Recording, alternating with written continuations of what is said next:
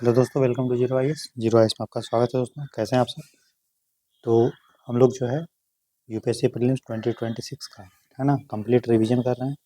ठीक है, complete revision जिसमें सारे सब्जेक्ट्स को आपको मात्र 1500 प्लस पेजेज में पढ़ाया जा रहा है। ठीक है, इसका नोट्स आपको टेलीग्राम नोट्स जो है इस वीडियो के कमेंट सेक्शन में आपको मिल जाएगा, प्रोसेस नोट्स को लेने का। ठीक है, तो हम लोग उसी नोट्स को के थ्रू आपको पढ़ा रहे हैं और ये नोट्स अपने में कम्प्रिहेंसिव है, सारा सब्जेक्ट इसमें इंक्लूडेड है, इंक्लूडिंग करंट अफेयर और आपका मैपिंग का पोर्शन। ठीक है, बाकी इसमें हिस्ट्री तो है ही, ancient medieval modern art and culture. ठीक है, इसमें आपको पॉलिटी भी है, इसमें आपको ज्योग्राफी भी है, इसमें आपको इन्वायरमेंट इकोलॉजी भी है, साइंस एंड टेक्नोलॉजी है और इकोनॉमिक्स है। प्लस एक साल का करंट अफेयर, प्लस मैपिंग का पोर्शन, प्लस इंटरनेशनल रिलेशंस के जो टॉपिक्स हैं जो ही प्रीलिम्स में इंपॉर्टेंट है वो है। तो उसी से हम आपको पढ़ा रहे हैं। आप नोट्स खोल लीजिए जिनके पास नोट्स है और पेज नंबर आप 23 खोलिए। ठीक है, तो हम लोग बात कर रहे थे दोस्तों मिनरल का टाइप्स के बारे में, है ना। टाइप्स ऑफ मिनरल्स या कैटेगरीज ऑफ मिनरल्स के बारे में, खनिज के बारे में बात कर रहे थे। नोट्स जो है हिंदी इंग्लिश दोनों में है, मात्र 499 रुपीज़ प्राइस है उसका पूरा नोट्स का। तो मिनरल दो टाइप का होता था, हमने देखा था। एक होता है आपका मेटालिक मिनरल और दूसरा होता है non metallic mineral. Metallic mineral मतलब धात्विक खनिज जिसमें धातु होता है, और नॉन मेटालिक मतलब जिसमें धातु नहीं होता है, जैसे कोल, पेट्रोलियम, नेचुरल गैस है। ठीक है, वो सारा चीज़ है, अभ्रक है, ये सारा चीज़। ठीक, मेटालिक मिनरल को फिर दो टाइप में बांटते हैं। एक में एक उसमें आयरन है या नहीं है। ठीक है, राइट। और दूसरा आयरन उस जिसमें है तो बोल देंगे उसको आयरन। ठीक है, जिसमें आयरन होता है उसको बोलते हैं फेरस मिनरल्स मतलब धात्विक खनिज, और जिसमें आयरन नहीं होता है उसको बोलते हैं नॉन फेरस मतलब अधात्विक खनिज। ठीक है, अब हम लोग डिटेल में एक एक करके सब मिनरल्स को दोस्तों देखेंगे। ठीक है, नॉन मेटालिक मिनरल्स में आप इसमें तो फेरस मिनरल्स में आप समझ लीजिए क्या आ जाएगा। इसमें जनरली आता है आयरन और मैंगनीज, ये आपका फेरस मिनरल्स में आता है। ठीक है, लौ धात्विक खनिज में आता है। और नॉन फेरस में क्या आता है, जिसमें आयरन नहीं है, जैसे कॉपर है। ठीक है, जिंक है, बॉक्साइट है, ये सब जो है आपका नॉन फेरस मिनरल्स है, अ अलौह धात्विक खनिज है। आपको मैंने बताया था मैंगनीज जो होता है वो हमेशा आयरन के कॉम्बिनेशन में रहता है, इसीलिए आयरन को और मैंगनीज को हम लोग फेरस मिनरल्स में रख के कैटेगरी में रखते हैं। नॉन मेटालिक में मतलब जिसमें मेटल नहीं है उसमें आएगा कोल, पेट्रोलियम, नेचुरल गैस। ठीक है, कोल, पेट्रोलियम, नेचुरल गैस, कोयला, पेट्रोलियम, नेचुरल गैस। और इसके अलावा इसमें अभ्रक जिसको माइका बोलते हैं, लाइम स्टोन, सैंड स्टोन, वो सब नॉन मेटालिक मिनरल्स में आएगा क्योंकि इसमें मेटल नहीं है। ठीक है, राइट। इसके अलावा और एक कैटेगरी होता है जिसको हम लोग बोलते हैं एटॉमिक मिनरल्स। ठीक है, जिसमें आता है आपका यूरेनियम, थोरियम या इल्मेनाइट। ठीक है, यूरेनियम, थोरियम एंड इल्मेनाइट, ये सब मिनरल्स जो होते हैं यूरेनियम, थोरियम एंड इल्मेनाइट, इससे जो है आपका एनर्जी के रूप में यूज होता है। परमाणु खनिज जिसको एटॉमिक मिनरल्स भी हम लोग बोलते हैं। ठीक है, बेरिलियम भी आपका इसी में आएगा। ठीक है, नॉन मेटालिक मिनरल में। ठीक है, और इसमें ये किसमें आता है, एटॉमिक मिनरल्स में आते हैं। ठीक, तो ये सब चीज़ जो है डिटेल में आपके नोट्स में लिखा हुआ है, आप लोग नोट्स के साथ में खोलते रहिए और उसको देखते रहिए। ठीक है, तो चलिए अब हम लोग एक एक मिनरल्स को दोस्तों डिटेल में पढ़ते हैं। सबसे पहले हम लोग बात करते हैं फेरस मिनरल्स का, जिसमें हम लोग पढ़ेंगे आयरन के बारे में और फिर आगे मैग्नीज के बारे में। तो सबसे पहले हम लोग बात करते हैं फेरस मिनरल्स के बारे में। ठीक है, फेरस मिनरल्स जिसको हिंदी में बोलते हैं, नोट्स जो हिंदी इंग्लिश दोनों में आपका है, इसको बोलते हैं लौ अयस्क खनिज। ठीक है, तो इसमें सबसे पहले आप याद रखिए जो आयरन फेरस मिनरल्स है, ठीक है, जिसमें हम लोग जनरली आयरन पढ़ेंगे। ठीक है, इसको हम लोग बोलते हैं लौह धात्विक खनिज, जिसमें आयरन होता है, धात्विक खनिज। लौह धात्विक खनिज में सबसे पहले हम लोग पढ़ेंगे आयरन के बारे में, लोहा के बारे में। ठीक है, आयरन का हम लोग बारे में पढ़ेंगे। ठीक है, तो सबसे पहले देखिए ये सब बहुत इंपॉर्टेंट है आपका खनिज। आयरन एंड स्टील इंडस्ट्री के लिए बहुत इंपॉर्टेंट है, क्योंकि स्टील जो बनता है उसमें मेन जो कंपोनेंट होता है दोस्तों वो आयरन होता है। ठीक है, ये मिलता कहाँ से, चूंकि खनिज है, पत्थर है, तो कहाँ से मिलेगा। तो जो हमारा हमने पहले इसके पहले पढ़ लिया है धारवाड़ रॉक्स। ठीक है, या कडप्पा रॉक्स पढ़े हैं, तो उसमें जो इग्नियस रॉक्स होते हैं जो धारवाड़ में या कडप्पा में मिलते हैं, तो उसी रॉक से में आयरन होता है और उसी से आयरन हमको निकाला जाता है। ठीक है, याद रहेगा। तो ये किस रॉक में मिलता है, तो कडप्पा और जो धारवाड़ रॉक्स होते हैं उसमें इग्नियस जो रॉक्स है उनसे ये आपका आयरन मिलता है। ठीक है, अब आयरन जो ओर होता है, अब ओर मतलब क्या होता है, ऐसा पत्थर जिसमें मेटल मिलता है। देखो सभी पत्थर में आपको मेटल मिलता तो है, लेकिन क्या हम उसको निकालने में जितना खर्चा है और जितना हम उसको बेच कर कमाएंगे, अगर हमको खर्चा ज़्यादा हो जाएगा तो उसको हम लोग ओर नहीं बोलेंगे। ठीक है ना, ओर वो चीज़ होता है, ठीक है, जिससे हम जो वो ओर जो है, और अयस्क जो बोलते हैं, अयस्क वो पत्थर होता है जिससे कोई मिनरल्स अगर हम निकाल रहे हैं तो हमको खर्चा कम हो रहा है और उससे हम आमदनी जो है, इनकम हम ज़्यादा कमाएंगे, तो उसको हम लोग बोलते हैं ओर अयस्क। उसी तरह से लौह अयस्क जो है, आयरन का जो ओर है, आयरन का जो ओर है, लौह का जो, लोहा का जो है ना, लौह जो अयस्क है, उसके बारे में हम डिटेल में पढ़ते हैं। तो आयरन ओर अलग अलग टाइप के होते हैं, किस हिसाब से बांटा गया है, बांटा गया है कि उसमें आयरन का मात्रा कितना है। तो सबसे अच्छा जो आयरन का ओर है उसको बोलते हैं मैग्नेटाइट। आप नोट्स में भी देखते रहिए, मैग्नेटाइट। ठीक है, मैग्नेटाइट, मैग्नेटाइट में आयरन जो रहता है वो लगभग 72% रहता है। और इसको चूँकि आयरन बहुत ज़्यादा है, इसलिए इसको अच्छी चीज़ में, इलेक्ट्रॉनिक इंडस्ट्री में इसको हम लोग यूज करते हैं। ठीक है, दूसरा जो आयरन का ओर है उसमें आयरन की मात्रा जो है थोड़ा कम होती है, स्पेलिंग आप देख लीजिएगा, उसको बोलते हैं हेमेटाइट। क्या बोलते हैं, हेमेटाइट। इसमें आयरन की मात्रा जो है वो इससे कम होती है, 60 to 70% होती है। इसमें आपको याद रखना है, तो आप याद रख लीजिए कि 70% से अधिक होती है। इसको याद रखना है तो 60 to 70% होती है। और इसका प्रयोग जो है आयरन एंड स्टील इंडस्ट्री में, लौह और इस्पात उद्योग में इसका प्रयोग किया जाता है। नोट्स भी आप साथ साथ देखते रहें। ठीक है, तीसरा हमारा है आपका जो है लिमोनाइट। ये भी आपको पूछ सकता है कि लिमोनाइट किसका ओर है। तो लिमोनाइट जो है दोस्तों, वो और ओर होता है, ये भी आयरन का। इसमें आयरन की मात्रा इससे कम होगी, कितना होगी, 40 to 60% रहती है। और इसको जो यूज किया जाता है, पिगमेंट के रूप में यूज किया जाता है, मतलब रंग द्रव्य के रूप में जो है वो किया जाता है लिमोनाइट का प्रयोग। ठीक है, फोर्थ आयरन का जो यूज होता है वो होता है सीडराइट। क्या होता है, सीडराइट। नोट्स भी देखते रहेंगे साथ में। तो सीडराइट में जो आयरन की मात्रा होती है इससे कम होगी, और मतलब लगभग समझ लीजिए 40 से 50% रहती है। ठीक है, और इसका प्रयोग जो है, इसी से मैंगनीज भी मिलता है। तो मैंगनीज का जो सोर्स है वो कौन सा है, सीडराइट। और सीडराइट क्या है, आयरन का ओर है, इसीलिए मैंगनीज को भी हम लोग आयरन फेरस मिनरल्स में रखते हैं। तो डिपेंडिंग कि कितना आयरन का मात्रा है, ओर को 4 कैटेगरी में बांटते हैं, मैग्नेटाइट, हेमेटाइट, लिमोनाइट और सीडराइट। ठीक है, और किसको कहाँ कहाँ प्रयोग करते हैं वो हमने आपको बता दिया। ठीक है, नोट्स भी साथ साथ देखते रहेंगे, नोट्स में कुछ एक्स्ट्रा पॉइंट भी है। ठीक है, तो उसको भी आप कवर करते रहेंगे। नोट्स अपने में सफिशिएंट हो, और ज़्यादा करने की ज़रूरत नहीं है।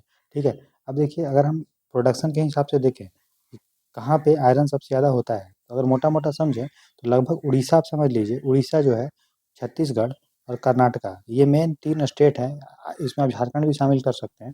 ठीक है, झारखंड भी शामिल कर दीजिए, राइट। और तो यही जो 3-4 स्टेट हैं, तो इसमें 4-5 जो स्टेट हैं, है ना, इसके अलावा है आपका गोवा है, तेलंगाना है, तमिलनाडु है, तो उसमें भी आयरन मिलते हैं। मतलब हम अगर बात करें कि भारत में जितना भी आयरन मिलता है, ठीक है, वो उसका 95%, उसका 95% जो है उड़ीसा, छत्तीसगढ़, ठीक है, कर्नाटका, झारखंड, गोवा, तेलंगाना और तमिलनाडु, यही राज्यों में मिलजुल के मिलता है। और यहाँ इसमें आंध्र प्रदेश भी आप शामिल कर लें। ठीक है, अगर आप देखिएगा कि प्रोडक्शन के हिसाब से सबसे ज़्यादा आयरन कहाँ निकलता है, तो इसमें है उड़ीसा। तो उत्पादन के हिसाब से सबसे ज़्यादा है उड़ीसा। और अगर हम टोटल बात करें कि झारखंड में कितना ज़्यादा जो हमारा लोहा है, आयरन है, वो किन स्टेट में मेन है, तो यही आपका जो 6-7-8 स्टेट है, उसी में सबसे ज़्यादा आयरन आपको मिलता है। अगर हम बात करेंगे कि पूरे विश्व में इंडिया का पोजीशन आयरन के रिस्पेक्ट में, तो ये सब इम्पोर्टेंट उतना नहीं है, लेकिन हम बात करें मतलब इस संदर्भ में समझिए, इंडिया आयरन के प्रोडक्शन में ना तो फर्स्ट है ना तो सेकंड है, वो जनरली फोर्थ पोजीशन पे आता है, मतलब टॉप पे नहीं है। बस आपको इतना ध्यान रखना है कि इंडिया आयरन के प्रोडक्शन में जो है पूरे वर्ल्ड में टॉप नहीं है। ठीक है, तो यह आयरन के बारे में इससे ज़्यादा जानने की ज़रूरत आपको नहीं है। हमने अच्छे से इसको आयरन का ओर के बारे में पढ़ लिया, और आयरन का मात्रा देख लिया, और कहाँ मिलता है वो सब हम लोग देख लिए। ठीक है, दूसरा हमारा ओर जो है वो है मैंगनीज। मैंगनीज जो है, आप याद रखिए, मैंने बताया ये खुद इंडिपेंडेंट तरीका से नहीं मिलता है। ठीक है, ये आयरन के साथ कंबाइन होकर मिलता है, जैसे हमने देखा सिडराइट के रूप में। ठीक है, अगर मैंगनीज का अगर हम यूज देखेंगे तो इसको जो है स्टील बनाने में इसका यूज़ किया जाता है। इसके अलावा जो फेरोमैग्नेट होता है, फेरोमैग्नेट, ठीक है, ये भी आप देखिएगा, नोट्स में लिखा हुआ है, फेरोमैग्नेट के उत्पादन में इसका जो है उपयोग हमारा किया जाता है। और मिलता कहाँ है, तो जो धारवाड़ रॉक्स है, धारवाड़ रॉक्स में जो सेडिमेंट्री रॉक्स होते हैं, उसमें हमारा ये मिलता है। मतलब जहाँ जहाँ आयरन मिलेगा जनरली वहाँ वहाँ मैंगनीज भी मिलता है, चाहे वो धारवाड़ रॉक्स हो या फिर जो हम लोग कडप्पा रॉक्स देखे वो। अगर हम उत्पादन के रिस्पेक्ट में देखें, प्रोडक्शन में, अगर हम उत्पादन में देखेंगे तो सबसे ज़्यादा जो मैंगनीज मिलता है, उत्पादन किया जाता है, वो है मध्य प्रदेश। उसके बाद है महाराष्ट्र, और उसके बाद है उड़ीसा। ये आपको ध्यान रखना है, ठीक है। तो ये दो मिनरल आयरन और मैंगनीज, इसको तो हम लोग लौह धात्विक मिनरल्स फेरस मिनरल बोलते हैं। इसके अलावा निकल भी होता है, निकल। तो जो निकल होता है ये भी जो है फेरस मिनरल में लौह धात्विक खनिज में आता है।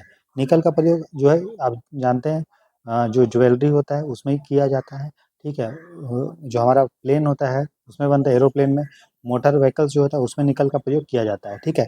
अगर हम निकल का देखेंगे कि भंडार कहाँ पे ज़्यादा है, तो उड़ीसा का जो मयूरभंज डिस्ट्रिक्ट है, मयूरभंज डिस्ट्रिक्ट उड़ीसा का, या फिर कटक जो डिस्ट्रिक्ट है कटक, तो यहाँ पे आपको निकल जो है वो देखने को ज़्यादा मिलेगा, ठीक है। भारत के झारखंड में भी निकल जो है बहुत ज़्यादा मिलता है। तो झारखंड भी बहुत फेमस राज्य है जहाँ पे आपको निकल जो है वो मिलेगा। इसके अलावा उड़ीसा का जो मेन जो डिस्ट्रिक्ट था वो मैंने आपको बता दिया, ठीक है, क्लियर हो गया। तो ये हमने फेरस मिनरल्स के बारे में, जो लौह धात्विक खनिज है उसके बारे में देखा। अब हम लोग अलौह धात्विक, ठीक है, अलौह धात्विक, जिसको हिंदी में इंग्लिश में बोलते हैं नॉन फेरस मिनरल्स, ठीक है, नॉन फेरस मिनरल्स, इसके बारे में दोस्तों हम लोग पढ़ेंगे। तो नॉन फेरस मिनरल में सबसे पहले आता है तांबा। क्या आता है? तांबा, जिसको इंग्लिश में बोलते हैं कॉपर। नोट्स आपका हिंदी इंग्लिश दोनों में है, कंबाइंड नहीं है कि आप हिंदी में लिखा हुआ है इंग्लिश में भी, वैसा नहीं है। दोनों का अलग अलग है, हिंदी मीडियम का अलग नोट्स है, इंग्लिश मीडियम का अलग नोट्स है, ठीक है, लेकिन कंटेंट सेम है, ठीक है। तो तांबा है, ठीक है। अगर हम तांबा के बारे में बात करेंगे, कॉपर के बारे में, ये आपको कहाँ मिलता है? तो ये आपको जो इग्नियस रॉक होता है वहाँ भी मिलता है, मतलब आग्नेय चट्टान। जो सेडिमेंट्री रॉक होता है, रूपांतरित चट्टान, वहाँ भी मिलता है। मतलब सेडिमेंट्री मतलब अवसादी चट्टान, वहाँ भी मिलता है। और जो मेटामॉर्फिक रॉक होता है, ठीक है, रूपांतरित चट्टान, वहाँ पे भी मिलता है। अगर हम आयरन का ओर के बारे में देखेंगे, जिस तरह हम लोगों ने लोहा का ओर देखा, उसी तरह अगर आयरन का ओर देखेंगे तो आयरन का रॉक, सॉरी, तांबा का अगर ओर देखेंगे तो एक है क्यूपराइट। क्यूपराइट, तो क्यूपराइट जो है वो आपका कॉपर का ओर है। और दूसरा है हमारा मैलेकाइट, स्पेलिंग आप देख लीजिएगा, मैलेकाइट और एजियोराइट। एजियोराइट, अरे स्पेलिंग से उतना मतलब नहीं है, बस आप वो समझिए, एजियोराइट, ठीक है, या फिर क्यूपराइट या मैलेकाइट। तो ये सब जो है वो कॉपर का ओर है, तांबा का ओर है, याद रहेगा। तो ये आपको ध्यान रखना है, मैलेकाइट, एजियोराइट और क्यूपराइट, ठीक है। सबसे ज़्यादा तांबा अगर कहीं मिलता है तो वो मिलता है झारखंड में, सॉरी झारखंड बोल रहा हूँ, राजस्थान में। सबसे ज़्यादा जो तांबा का, कॉपर का भंडार अगर कहीं है तो वो है आपका दोस्तों राजस्थान, ठीक है। राजस्थान का आपको खेतड़ी आपने सुना होगा, खेतड़ी, वहाँ पे आपको बहुत मिलता है, ठीक है। और प्रोडक्शन में अगर देखिएगा, उत्पादन में या फिर स्टोर में, शायद तो राजस्थान है, मध्य प्रदेश और झारखंड, यही तीन जो है राज्य हैं वो टॉप पे आते हैं, चाहे वो कॉपर का प्रोडक्शन में हो, उत्पादन में, या कॉपर का रिजर्व में हो, भंडार में, ठीक है, क्लियर हो गया।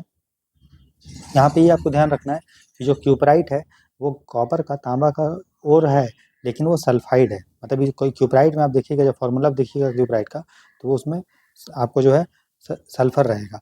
और मैलेकाइट या एजुराइट है, इसमें कार्बोनेट रहेगा, ठीक है। तो दोनों जो है वो आपका ओर है कॉपर का ही, लेकिन ये सल्फाइड, ठीक है दोस्तों, चाहे चाहे वो क्यूपराइट हो, सल्फाइड वाला कॉपर का ओर, या फिर मैलेकाइट या एजुराइट हो कार्बोनेट वाला, दोनों जो है वो कॉपर का ही, मतलब तीनों जो है कॉपर का ही ओर है। और प्रोडक्शन में हो या फिर रिजर्व में हो, झारखंड, राजस्थान और एमपी जो है वो टॉप 3 स्टेट्स में आता है। तो ये पहला हमने देखा नॉन फेरस मिनरल जो है अलौह धात्विक खनिज में, सबसे पहले हमने कॉपर का देखा।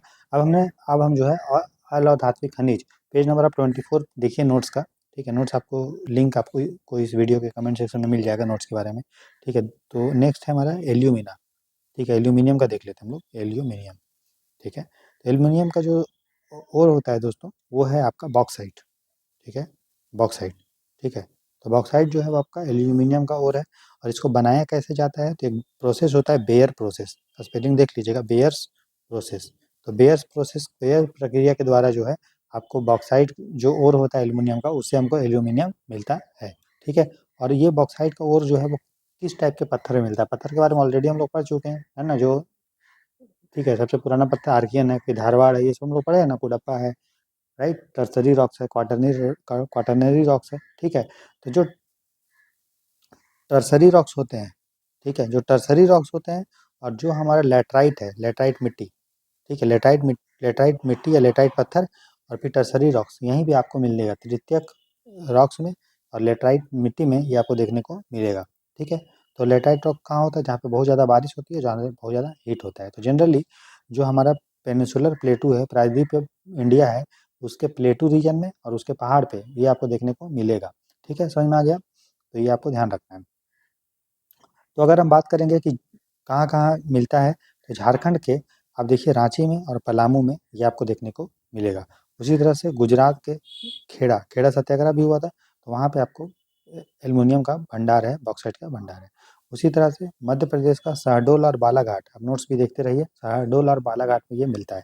छत्तीसगढ़ के आपके दुर्ग में और सरगुजा जो डिस्ट्रिक्ट है वहाँ पे मिलता है। बस अब हो सकता है कि यूपीएससी ऐसे कॉमा-कॉमा करके दे दे कि शहडोल, बालाघाट जो है वो किस चीज़ के रिजर्व के लिए फेमस है, दे सकता है क्वेश्चन, ऐसा कोई डिफिकल्ट क्वेश्चन नहीं बनेगा।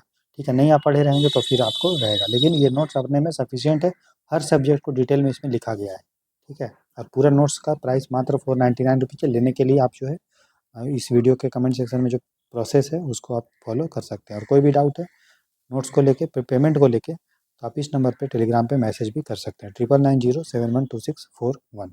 ठीक है, उसी तरह से आपको महाराष्ट्र के कोल्हापुर में, थाने में और जो हमारा रत्नागिरी है यहाँ पे आपको बॉक्साइट का भंडार है। ठीक है, एल्युमिनियम का भंडार है। ठीक है, उसी तरह से कर्नाटका के बेलगाम में और बाबा बुदान जो आप जानते हैं, बाबा बुदान हिल्स कर्नाटका में है, तो यहाँ पे भी आपको देखने को मिलेगा। तमिलनाडु में जो पालनी की पहाड़ी है, जो जेवाड़ी की पहाड़ी है और जो सेवराई पहाड़ियाँ हैं वहाँ भी मिलेगी ये। ठीक है, तो या तो पहाड़ी पे मिल रहा है या पे प्लेटू पे। देखिए झारखंड भी प्लेटू है। ठीक है, गुजरात का भी जो खेड़ा सतह है वो भी थोड़ा प्लेटू के आसपास का एरिया है, पठार का। मध्य प्रदेश का शहडोल और बालाघाट वो भी है। सरगुजा या दुर्ग का छत्तीसगढ़ का वो भी है। कोल्हापुर, ठाणे या रत्नागिरी वो भी हिल है या पहाड़ है। बाबा बुदान हिल्स, बेलगाम, ये सब मेनली वो वहीं पे मिल रहा है।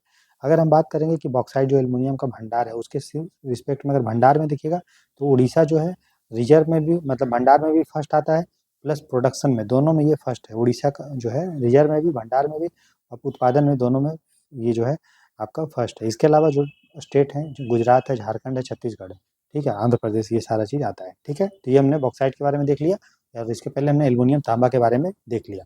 ठीक है, अब हम लोग चांदी के बारे में देखते हैं।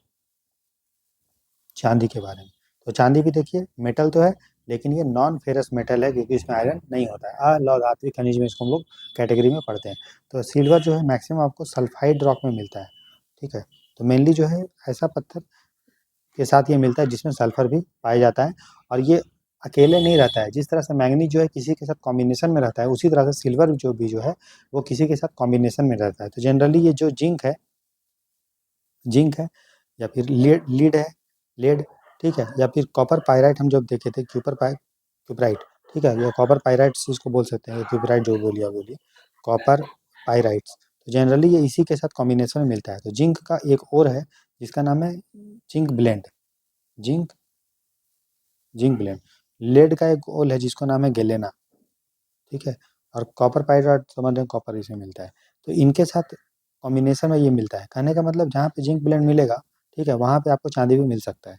जहाँ पे गेलेना मिलेगा, ठीक है, लेड का जो और है शीशा का, लेड मतलब शीशा, वहाँ पे आपको चांदी मिलेगा। कॉपर पाइराइट भी आपका के साथ भी शीशा मिल सकता है, ये चांदी मिल सकता है। तो चांदी जो है अकेले में नहीं मिलता है। ठीक है, अगर हम प्रोडक्शन में देखेंगे कि चांदी सबसे ज़्यादा कहाँ होता है, ठीक है, तो आपने सुना भी होगा, तो जो हमारा राजस्थान है, ठीक है, राजस्थान, तो राजस्थान में एक खदान है, एक माइंस है जिसका नाम है जावर, क्या नाम है, जावर माइंस। ठीक है, स्पेलिंग आप देख लेंगे, स्पेलिंग इंपॉर्टेंट नहीं रहता एग्जाम में, ठीक है, क्योंकि आपको टिक मारना है। जावर जो माइंस है हमारा, ठीक है ना, यहाँ पे आपको चांदी सबसे ज़्यादा पूरे इंडिया में उत्पादन होता है। ठीक है, इसके अलावा कर्नाटका का जो हुट्टी हुट्टी गोल्ड माइंस है, ठीक है ना, वहाँ भी आपको जो है कोलार गोल्ड माइंस या हुट्टी गोल्ड माइंस, तो वहाँ भी आपको जो है चांदी मिलता है थोड़ा थोड़ा। अब तो वो माइंस बंद हो गया क्योंकि बहुत गहरा हो गया, तो उसको निकालने में जितना खर्चा है और जितना हम उसको बेच के कमा रहे हो वो बहुत ही कम है। बेच के कमा रहे हैं, पैसा कम मिल रहा है, उत्पादन में ज़्यादा, इसलिए वो माइंस लगभग बंद हो गया।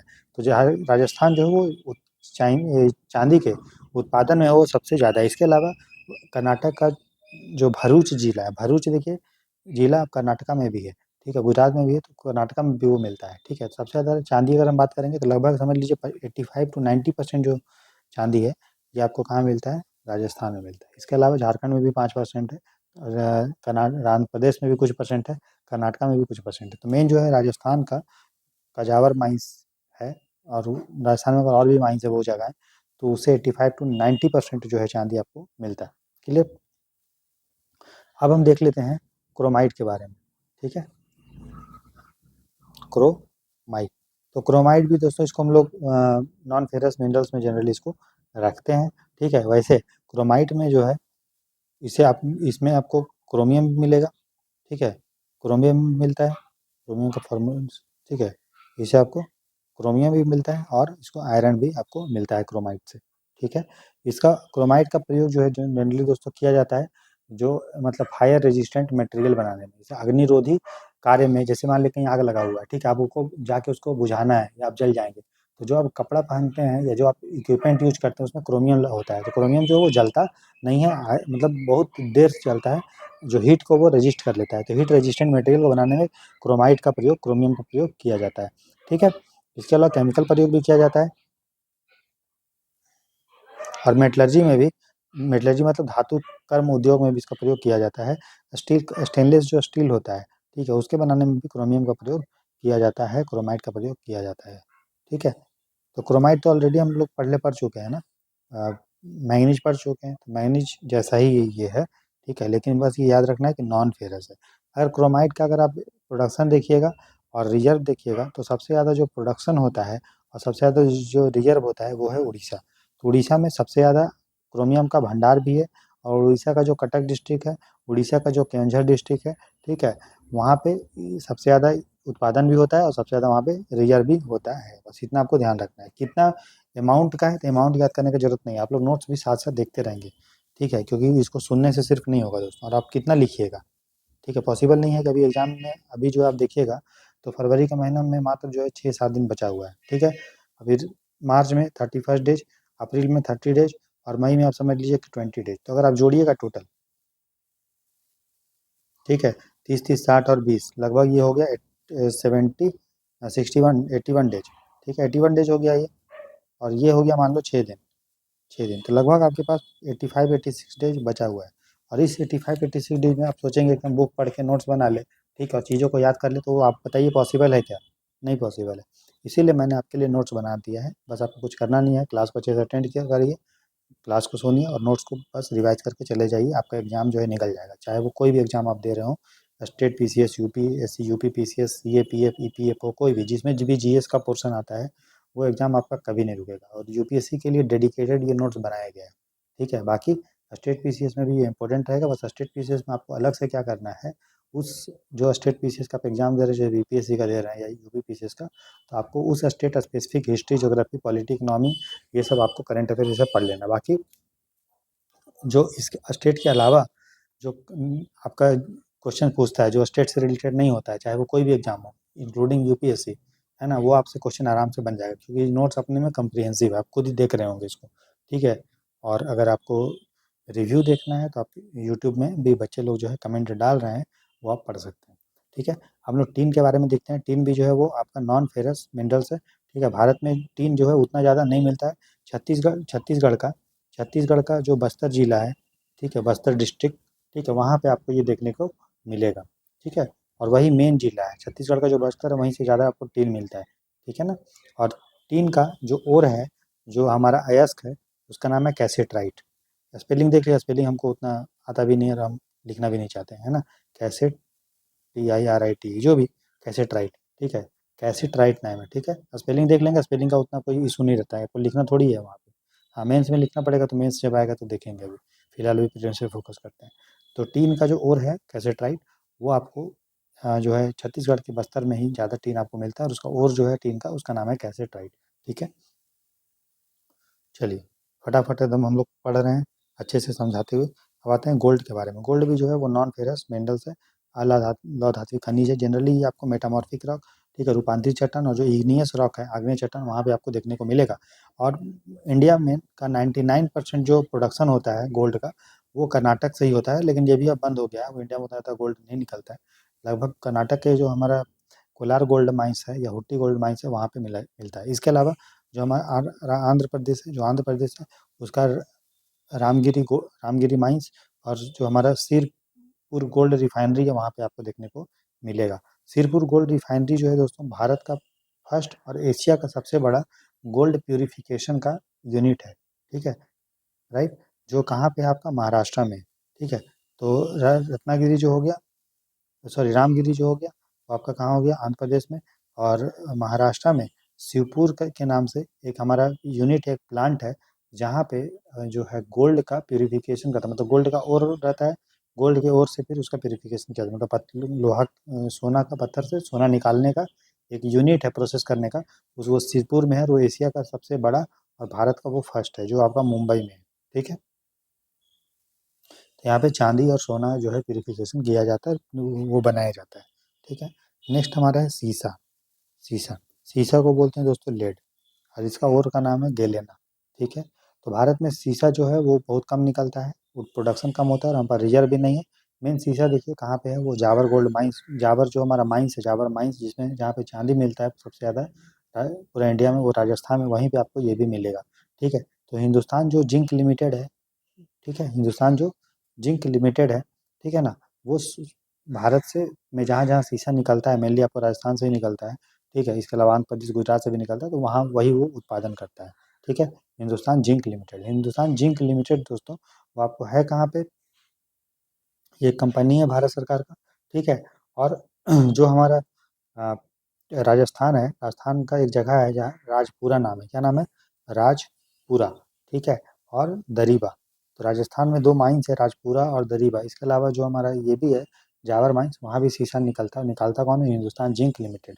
ठीक है, तो अगर हम बात करें कि शीशा हो या लेड हो, दोनों का अगर उत्पादन अगर देखेंगे, लेड शीशा एक ही चीज़ होता है, या जिंक का, तो वो सबसे ज़्यादा है राजस्थान में। राजस्थान में सबसे ज़्यादा जस्ता भी है, जिंक भी है, और शीशा भी है। जहाँ पे जिंक मिलेगा, ठीक है ना, वहाँ पे शीशा भी जनरली मिलता है। ठीक है, क्लियर। अगर जस्ता भी देखिएगा, जिंक भी, तो जिंक जो है जनरली साथ में ही मिलता है, किसके साथ में, शीशा के साथ में, और उसके साथ चांदी भी मिलता है। मैंने जैसे पहले आपको भी बताया था, तो जिंक हो, जस्ता हो, शीशा हो, तीनों कंबाइंड फॉर्म में ही मिलता है। ठीक है, अगर हम जिंक के बारे में देखें, तो जिंक के बारे में हमने बता दिया कि कहाँ कहाँ ये मिलता है और कौन इसको निकालता है। तो जिंक का अगर और बात करेंगे, जिंक का अयस्क के बारे में, पेज नंबर 26 आप देखिए। ठीक है, तो जिंक ब्लेंड जो है, जिंक ब्लेंड हो, ठीक है, जिंक ब्लेंड हो, या कैलेमाइन हो, कैलेमाइन, ठीक है, कैलेमाइन हो, ठीक है, या जिनसाइट हो, जिनसाइट, ठीक है, या विलेमेनाइट, ठीक है, विलेमेनाइट हो, ठीक है, या फिर हेमी मॉर्फाइट हो, हेमी मॉर्फाइट, स्पेलिंग आप देख लीजिएगा, हेमी मॉर्फाइट। ठीक है, तो जिंक ब्लेंड हो, कैलेमाइन कैलेमाइन हो, जिनसाइट हो, या फिर विलेमेनाइट हो, या फिर आपका हेमी मॉर्फाइट हो, ये सब जो है जिंक का और है। आप सोच रहे होंगे कि ये सब याद करने का ज़रूरत है क्या, एकदम याद करने का ज़रूरत है। ठीक है, ऐसा नहीं है कि क्वेश्चन नहीं बन सकता है, यूपीएससी कुछ भी पूछ सकता है, और ये सब तो बहुत इंपॉर्टेंट चीज़ है ना, ये सब तो एनसीईआरटी ये सब में भी दिया, और स्टैंडर्ड बुक्स में भी ये सब कवर्ड है। तो आपको बुक नहीं पढ़ना है, आपको एनसीईआरटी पढ़ने की जरूरत नहीं है, सारा चीज़ हम इसमें कवर किए हुए हैं। ठीक है, तो जिंक का और आप ये सब आपको ध्यान रखना है। ठीक है, और सबसे ज़्यादा जो हमारा जिंक निकलता है पूरे इंडिया में कहीं, तो वो कहाँ पे है, राजस्थान के जावर में। वहीं पे चांदी भी सबसे ज़्यादा निकलता है, वहीं पे शीशा भी सबसे ज़्यादा निकलता है, और निकालता कौन है, हिंदुस्तान जिंक लिमिटेड। और राजस्थान में ही सबसे ज़्यादा आपको जिंक भी मिलेगा, सबसे ज़्यादा लेड शीशा भी मिलेगा, और सबसे ज़्यादा चांदी भी मिलेगा। ठीक है, क्लियर हो गया। तो ये सब हम बात कर रहे थे नॉन फेरस मिनरल के बारे में, जो मेटालिक मिनरल ही आता है। हमने देखा था शुरू में, मेटालिक मिनरल जो होता है वो आपका दो टाइप का होता है, हमने शुरू में देखा था। ठीक है, तो एक था फेरस मिनरल जिसमें आयरन मैंगनीज आता है, और नॉन फेरस में हमने डिटेल में कॉपर, जिंक, ठीक है, उसके बाद लेड, ठीक है ना, शीशा, वो सब क्रोमियम, ठीक है, वो सब बारे में डिटेल में दोस्तों हम लोग पढ़ लिए हैं, चांदी वांदी के बारे में, ठीक है, गोल्ड के बारे में। अब हम लोग देखिए, हम लोग जो मिनरल का बात कर रहे थे, तो नॉन मेटालिक मिनरल अब हम लोग पढ़ेंगे। नॉन मेटालिक मिनरल में जिसमें मेटल नहीं होता है, जैसे सैंड स्टोन है, लाइम स्टोन है, हीरा है, उसके बारे में। तो सबसे पहले अब हम बात कर रहे हैं नॉन मेटालिक मिनरल में, अधात्विक खनिज में, डायमंड के बारे में। डायमंड, जिसको हिंदी में बोलते हैं हीरा। ठीक है, हीरे के बारे में हम लोग पढ़ेंगे। तो आपको पता है कि आप जानते हैं कोहिनूर हीरा, ठीक है, तो कोहिनूर हीरा कहाँ से निकला था, अगर कोई पूछेगा तो आंध्र प्रदेश में गोलकुंडा का खान है, माइंस था पहले, तो ये अभी भी है, वहाँ से आपको निकलता है। तो आंध्र प्रदेश में सबसे ज़्यादा पूरे इंडिया में हीरा जो है वो उत्पादन होता है। इसके अलावा इम्पोर्टेंट हीरा का अगर माइंस आप देखिएगा, खदान देखिएगा, तो मध्य प्रदेश में है। मध्य प्रदेश का जो पन्ना है, जो सतना है, ठीक है।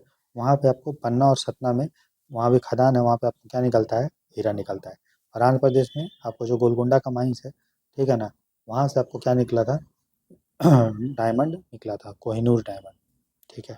तो हीरा दोस्तों किस रॉक में पाया जाता है, कोई पूछेगा तो क्या बोलिएगा, तो pre Cambrian era, pre Cambrian जो एरा है, प्री कैम्ब्रियन जो काल है, ठीक है, प्री कैम्ब्रियन पीरियड, ठीक है, उसमें जो विंध्यन रॉक बना हुआ है, विंध्यन रॉक, ठीक है, उस विंध्यन रॉक में ये मिलता है। तो प्री कैम्ब्रियन पीरियड में पाए जाने वाला विंध्यन रॉक है, जो जिसमें फोसिल नहीं होता है, गैर जीवाश्म होता है, उसमें आपको हीरा देखने को मिलेगा। ठीक है, क्लियर हो गया कहाँ पे मिलता है हीरा, प्री कैम्ब्रियन पीरियड में बनने वाले विंध्यन रॉक्स में, जिसमें फोसिल नहीं होता है, उसमें आपको हीरा मिलता है। ठीक है। अच्छा, अब देखिए, अगर हम बात करेंगे सबसे बड़ा बाजार जो हीरा का है, जहाँ पे हीरा बाहर से आता है या इंडिया से भी निकाला जाता है, वहाँ उसको काटा जाता है, पॉलिश किया जाता है, तो वो है मुंबई। मुंबई, ठीक है। मुंबई, मुंबई जो है सबसे बड़ा भारत का सब बाजार है, हीरा का बाजार, जहाँ पे हीरा काटता है, उसको पॉलिश किया जाता है ये। इसके अलावा सूरत भी जो है, वहाँ भी हीरा का जो है उसको कटिंग पॉलिशिंग ये सब होता है। ठीक है। अब हम लोग नेक्स्ट जो है नॉन मेटालिक मिनरल में वो पढ़ते हैं माइका के बारे में। माइका, माइका को हिंदी में बोलते हैं दोस्तों अभ्रक। ठीक है, अभ्रक। अगर आप वो यूज किए होंगे इस्त्री आयरन करने वाला, ठीक है, तो उसको जब खोले होंगे, पुराना वाला, अभी वाला नहीं, तो उसमें आप देखेंगे पतला सा जो होता है एक प्लेट जैसा होता है, और वो चमकता है। ठीक है, उसको हम लोग बोलते हैं दोस्तों अभ्रक। ठीक है, राइट। तो अभ्रक जो होता है वो बहुत सारे टाइप का होता है, आप नोट्स देखिए पेज नंबर 26 का लास्ट में। ठीक है, तो अभ्रक अलग अलग टाइप का होता है, एक होता है मॉस्को वाइट। ठीक है, अभ्रक का एक टाइप होता है जिसको बोलते हैं मॉस्को वाइट, और इसको जो है रूबी अभ्रक भी बोलते हैं, क्या बोलते हैं, रूबी अभ्रक, रूबी अभ्रक या रूबी माइका भी बोलते हैं इसको। ठीक है, मॉस्को वाइट को। ठीक है, राइट। तो अभ्रक का ये एक टाइप हुआ। दूसरा अभ्रक का टाइप हुआ जिसको बोलते हैं वाइट, जो वाइट कलर का होता है, वाइट कलर का होता है। ठीक है, और वाइट कलर का जो अभ्रक होता है माइका, वो सबसे बेस्ट अभ्रक होता है। ठीक है, फिर एक पीला कलर का, येलो कलर का अभ्रक होता है जिसको बोलते हैं फ्लोगोपाइट। ये सब आप देखिए नोट्स में, इंपॉर्टेंट है। फ्लोगोपाइट, फ्लोगोपाइट जो है वो आपका, फ्लोगोपाइट जो है वो आपका पीला कलर का अभ्रक है, येलो कलर का ये होता है फ्लोगोपाइट। ठीक है, फिर एक होता है बायोपाइट, बायोटाइट। ठीक है, बायोटाइट, तो बायोटाइट जो है वो ब्लैक अभ्रक होता है, ब्लैक कलर का होता है। ठीक है, ऐसे याद करना है, पी से पीला, पी से येलो, और पी से आपका लोगो पाई। ठीक है। अगर हम देखेंगे कि भारत में सबसे ज़्यादा मतलब पूरे विश्व में सबसे ज़्यादा अदरक का, माइका का प्रोडक्शन कहाँ होता है, तो वो इंडिया होता है। तो इंडिया जो है वर्ल्ड का फर्स्ट है जिसके अदरक के उत्पादन में, माइका के उत्पादन में। और सबसे ज़्यादा अदरक अगर कहीं पे मिलता है तो मिलता है झारखंड में, प्रोडक्शन भी होता है और रिजर्व भी है। तो पूरे इंडिया का लगभग 50% जो प्रोडक्शन होता है वो कौन करता है, अकेले झारखंड करता है। ठीक है, क्लियर। इसके अलावा आंध्र प्रदेश, तेलंगाना और राजस्थान में भी मिलता है। ठीक है, पूरे वर्ल्ड में सबसे ज़्यादा अदरक कहाँ पे मिलता है, इंडिया में मिलता है। ठीक है, अब हम लोग जिप्सम के बारे में देखेंगे।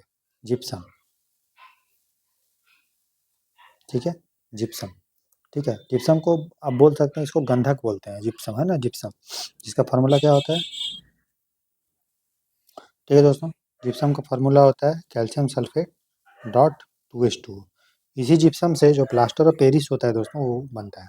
ठीक है, प्लास्टर ऑफ पेरिस समझते हैं हम लोग को, जो हाथ वाथ टूटता है तो नहीं प्लास्टर करते हैं, वो जिप्सम से ही बनता है। इसके अलावा जिप्सम का उपयोग जो है ड्राई वॉल बनाने में, सीमेंट बनाने में भी किया जाता है। ठीक है, तो उसी जिप्सम के बारे में हम देखते हैं। ठीक है, राइट। तो जिप्सम दोस्तों ये आपको राजस्थान में ज़्यादा मिलता है। राजस्थान के आपको देखिएगा सब 99% जो जिप्सम है उसका उत्पादन, आप नोट्स में देखिए पेज नंबर 26 के एकदम लास्ट में, ठीक है, राइट साइड में, 99% जो जिप्सम है वो कहाँ मिलता है, राजस्थान में मिलता है। राजस्थान के जोधपुर, नागौर, जैसलमेर में आपको मिलेगा। ठीक है, इसका उपयोग फर्टिलाइज़र बनाने में भी किया जाता है। फिर जो गंधक होता है, ठीक है, सल्फ़र बनाने में भी इसका प्रयोग किया जाता है, क्योंकि सल्फ़र होता है इसमें। ठीक है, इसके अलावा सीमेंट बनाने में प्रयोग किया जाता है। ये सब हम लोग आपको बताएँ। ड्राई वॉल बनाने में किया जाता है, प्लास्टर ऑफ पेरिस बनाने में उपयोग इसका किया जाता है। ठीक है, क्लियर हो गया। इसके अलावा जम्मू एंड कश्मीर में भी, जम्मू एंड कश्मीर का जो डोडा है, डोडा, वहाँ पे भी मिलता है। गुजरात का जो कच्छ है वहाँ पे भी जिप्सम आपको देखने को मिलेगा। इसके अलावा तमिलनाडु के कोयम्बटूर में, ठीक है, चेंगलपट्टू में और तिरुनवेली में ये मिलता है। ठीक है, अब हम लोग देखते हैं ग्रेफाइट के बारे में। अभी हम लोग जो पढ़ रहे हैं दोस्तों वो नॉन मेटालिक मिनरल्स के बारे में पढ़ रहे हैं जिसमें मेटल नहीं होता है। तो पहला हम लोगों ने डायमंड पढ़ा, उसके बाद हम लोगों ने सेकंड में माइका पढ़ा, तीसरा में हम लोगों ने जिप्सम पढ़ा, चौथा में हम लोग पढ़ते हैं ग्रेफाइट के बारे में, ठीक है, ग्रेफाइट के बारे में, ठीक है। तो ग्रेफाइट क्या होता है दोस्तों, जैसे हमने पढ़ा था पहले, आप जानते भी हैं, जैसे डायमंड है, जो ग्रेफाइट है ना। तो ये सब जो है होता है, या ये कार्बन का ही टाइप होता है, ठीक है, क्रिस्टल फॉर्म में रहता है, ये स्फटिकीय रहता है, ये क्रिस्टल के फॉर्म में आपको ग्रेफाइट दोस्तों मिलेगा, ठीक है। इसको ब्लैक लीड भी बोलते हैं, ठीक है, ब्लैक लीड। ग्रेफाइट को क्या बोलते हैं, ब्लैक लीड, ठीक है। इसको प्लम्बैगो भी बोलते हैं, क्या बोलते हैं, प्लम्बैगो। तो प्लम्बैगो बोलो या ब्लैक लीड बोलो, ये किसको बोलते हैं, ग्रेफाइट को बोलते हैं, ठीक है। सबसे ज़्यादा अगर ग्रेफाइट का प्रोडक्शन देखेंगे तो वो होता है आपको झारखंड में, ठीक है, उड़ीसा में और तमिलनाडु में। लेकिन अगर भंडार का बात करेंगे, रिजर्व का, कि सबसे ज़्यादा ग्रेफाइट कहाँ मिलता है, बताइए कहाँ मिलेगा, आप शौक हो जाएंगे जान के, अरुणाचल प्रदेश में। तो ये आपको ध्यान रखना है, ये अरुणाचल प्रदेश है, आंध्र प्रदेश नहीं है। और नोट्स में भी आप देख सकते हैं क्लियरली आपको लिखा हुआ है। तो लगभग आप समझ लीजिए 35 से 40% जो है ग्रेफाइट वो कहाँ मिलता है, अरुणाचल प्रदेश में। और लगभग 30% के आसपास ग्रेफाइट मिलता है आपको कहाँ, जम्मू एंड कश्मीर में। कहाँ मिलता है, JNK में, ठीक है, जम्मू एंड कश्मीर में। ये आपको ध्यान रखना है, ठीक है। लेकिन उत्पादन वहाँ पे उतना नहीं होता है, उत्पादन में आता है झारखंड, उड़ीसा। उड़ीसा का जो कालाहांडी डिस्ट्रिक्ट है जो बहुत ही बैकवर्ड है, गरीबी बहुत ज़्यादा है वहाँ पे मिलता है। तमिलनाडु में ये मिलता है, ठीक है। क्लियर हो गया, समझ में आ गया आपको। अब हम लोग देखते हैं एटॉमिक मिनरल्स के बारे में। एटॉमिक मिनरल्स जिसमें हम लोग बात करेंगे यूरेनियम, थोरियम, ठीक है, उसके बारे में बात करेंगे, ठीक है। इसको हिंदी में बोलते हैं परमाणु खनिज, ठीक है, क्या बोलते हैं, परमाणु खनिज, ठीक है। तो ये जो एटॉमिक मिनरल्स है ये बना था किस टाइम में, ये बना था प्री कैम्ब्रियन टाइम में। तो जो प्री कैम्ब्रियन टाइम था उसमें ये बना था। आप नोट्स देखिए पेज नंबर 27 में, ठीक है ना, 7 का लेफ्ट कॉलम है। और ये आपको इंडिया के धारवाड़ रॉक में मिलेगा, धारवाड़ में। तो इंडिया का जो धारवाड़ रॉक सिस्टम है वहाँ पे आपको मिलेगा, और प्री कैम्ब्रियन टाइम में ये बना था, ठीक है। इसमें जो मेन हमको पढ़ना है वो पढ़ना है आपका यूरेनियम के बारे में और हमारा थोरियम के बारे में। सबसे पहले हम बात कर लेते हैं यूरेनियम में के बारे में, जो एटॉमिक मिनरल है, परमाणु खनिज है, ठीक है। तो यूरेनियम और थोरियम, ठीक है। तो यूरेनियम तो सिंपल है, उतना ज़्यादा इंडिया में यूरेनियम नहीं मिलता है। लेकिन अगर हम थोरियम का बात करेंगे, थोरियम के बारे में, इसके बारे में हम साइंस एंड टेक्नोलॉजी के भी एनर्जी टॉपिक में इसको हम लोग पढ़ेंगे, ठीक है, थोरियम के बारे में। तो थोरियम दोस्तों ये समझ लीजिए बालू में मिलता है, सर रेत में मिलता है। और जो मोनेजाइट सैंड होता है, मोनेजाइट सैंड, ठीक है, या फिर जो इलेमेनाइट सैंड है, इलेमेनाइट, MINIT, जो भी है स्पेलिंग आप देख लीजिएगा। इलेमेनाइट और मोनेजाइट जो सैंड्स हैं वहाँ पे मिलता है। देखिए ये इंडिया है और ये कोस्ट लाइन में मिलता है। तो ईस्ट कोस्ट में भी मिलता है, वेस्ट कोस्ट में मिलता है और ईस्ट कोस्ट में भी मिलता है। सबसे ज़्यादा थोरियम जो मिलता है वो ईस्ट कोस्ट में मिलता है। आप केरल के बारे में सुने होंगे, ये तो आपको कंफ्यूज नहीं होना है कि केरल वेस्ट कोस्ट में है तो सबसे ज़्यादा केरल मतलब वेस्ट कोस्ट में, पश्चिमी तट पे मिलता है, नहीं। सबसे ज़्यादा जो थोरियम मिलता है वो ईस्ट कोस्ट में मिलता है, उसके बाद वेस्ट कोस्ट में मिलता है।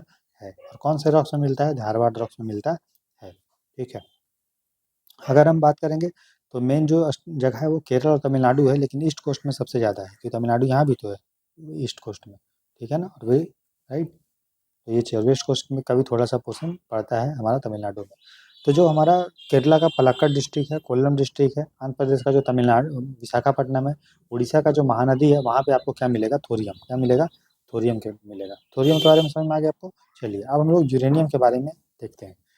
तो अगर हम यूरेनियम देखेंगे तो यूरेनियम इंडिया में ज़्यादा नहीं मिलता है, ठीक है। यूरेनियम सबसे ज़्यादा इंडिया में जो मिलता है वो मिलता है झारखंड में।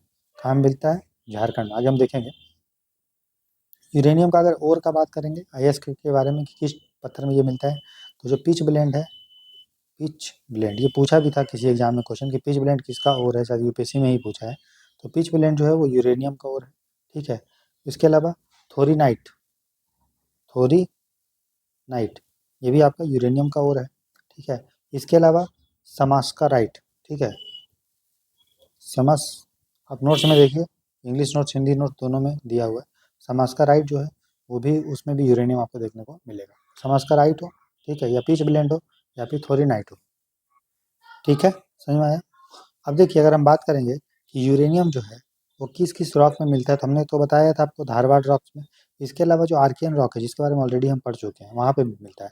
पैगमेटाइट जो है वहाँ भी मिलता है, मोनेजाइट है वहाँ भी मिलता है, क्लोराइट है वहाँ भी मिलता है। तो बहुत जगह आपको यूरेनियम उस टाइप के रॉक में या बालू में मिलता है, चाहे वो क्लोराइट हो, मोनेजाइट हो, पेग्मेटाइट हो, ठीक है, या धारवाड़ रॉक्स हो या आर्कियन रॉक्स हो, ठीक। सबसे इम्पोर्टेंट जगह मैंने आपको बता दिया, झारखंड में है यूरेनियम।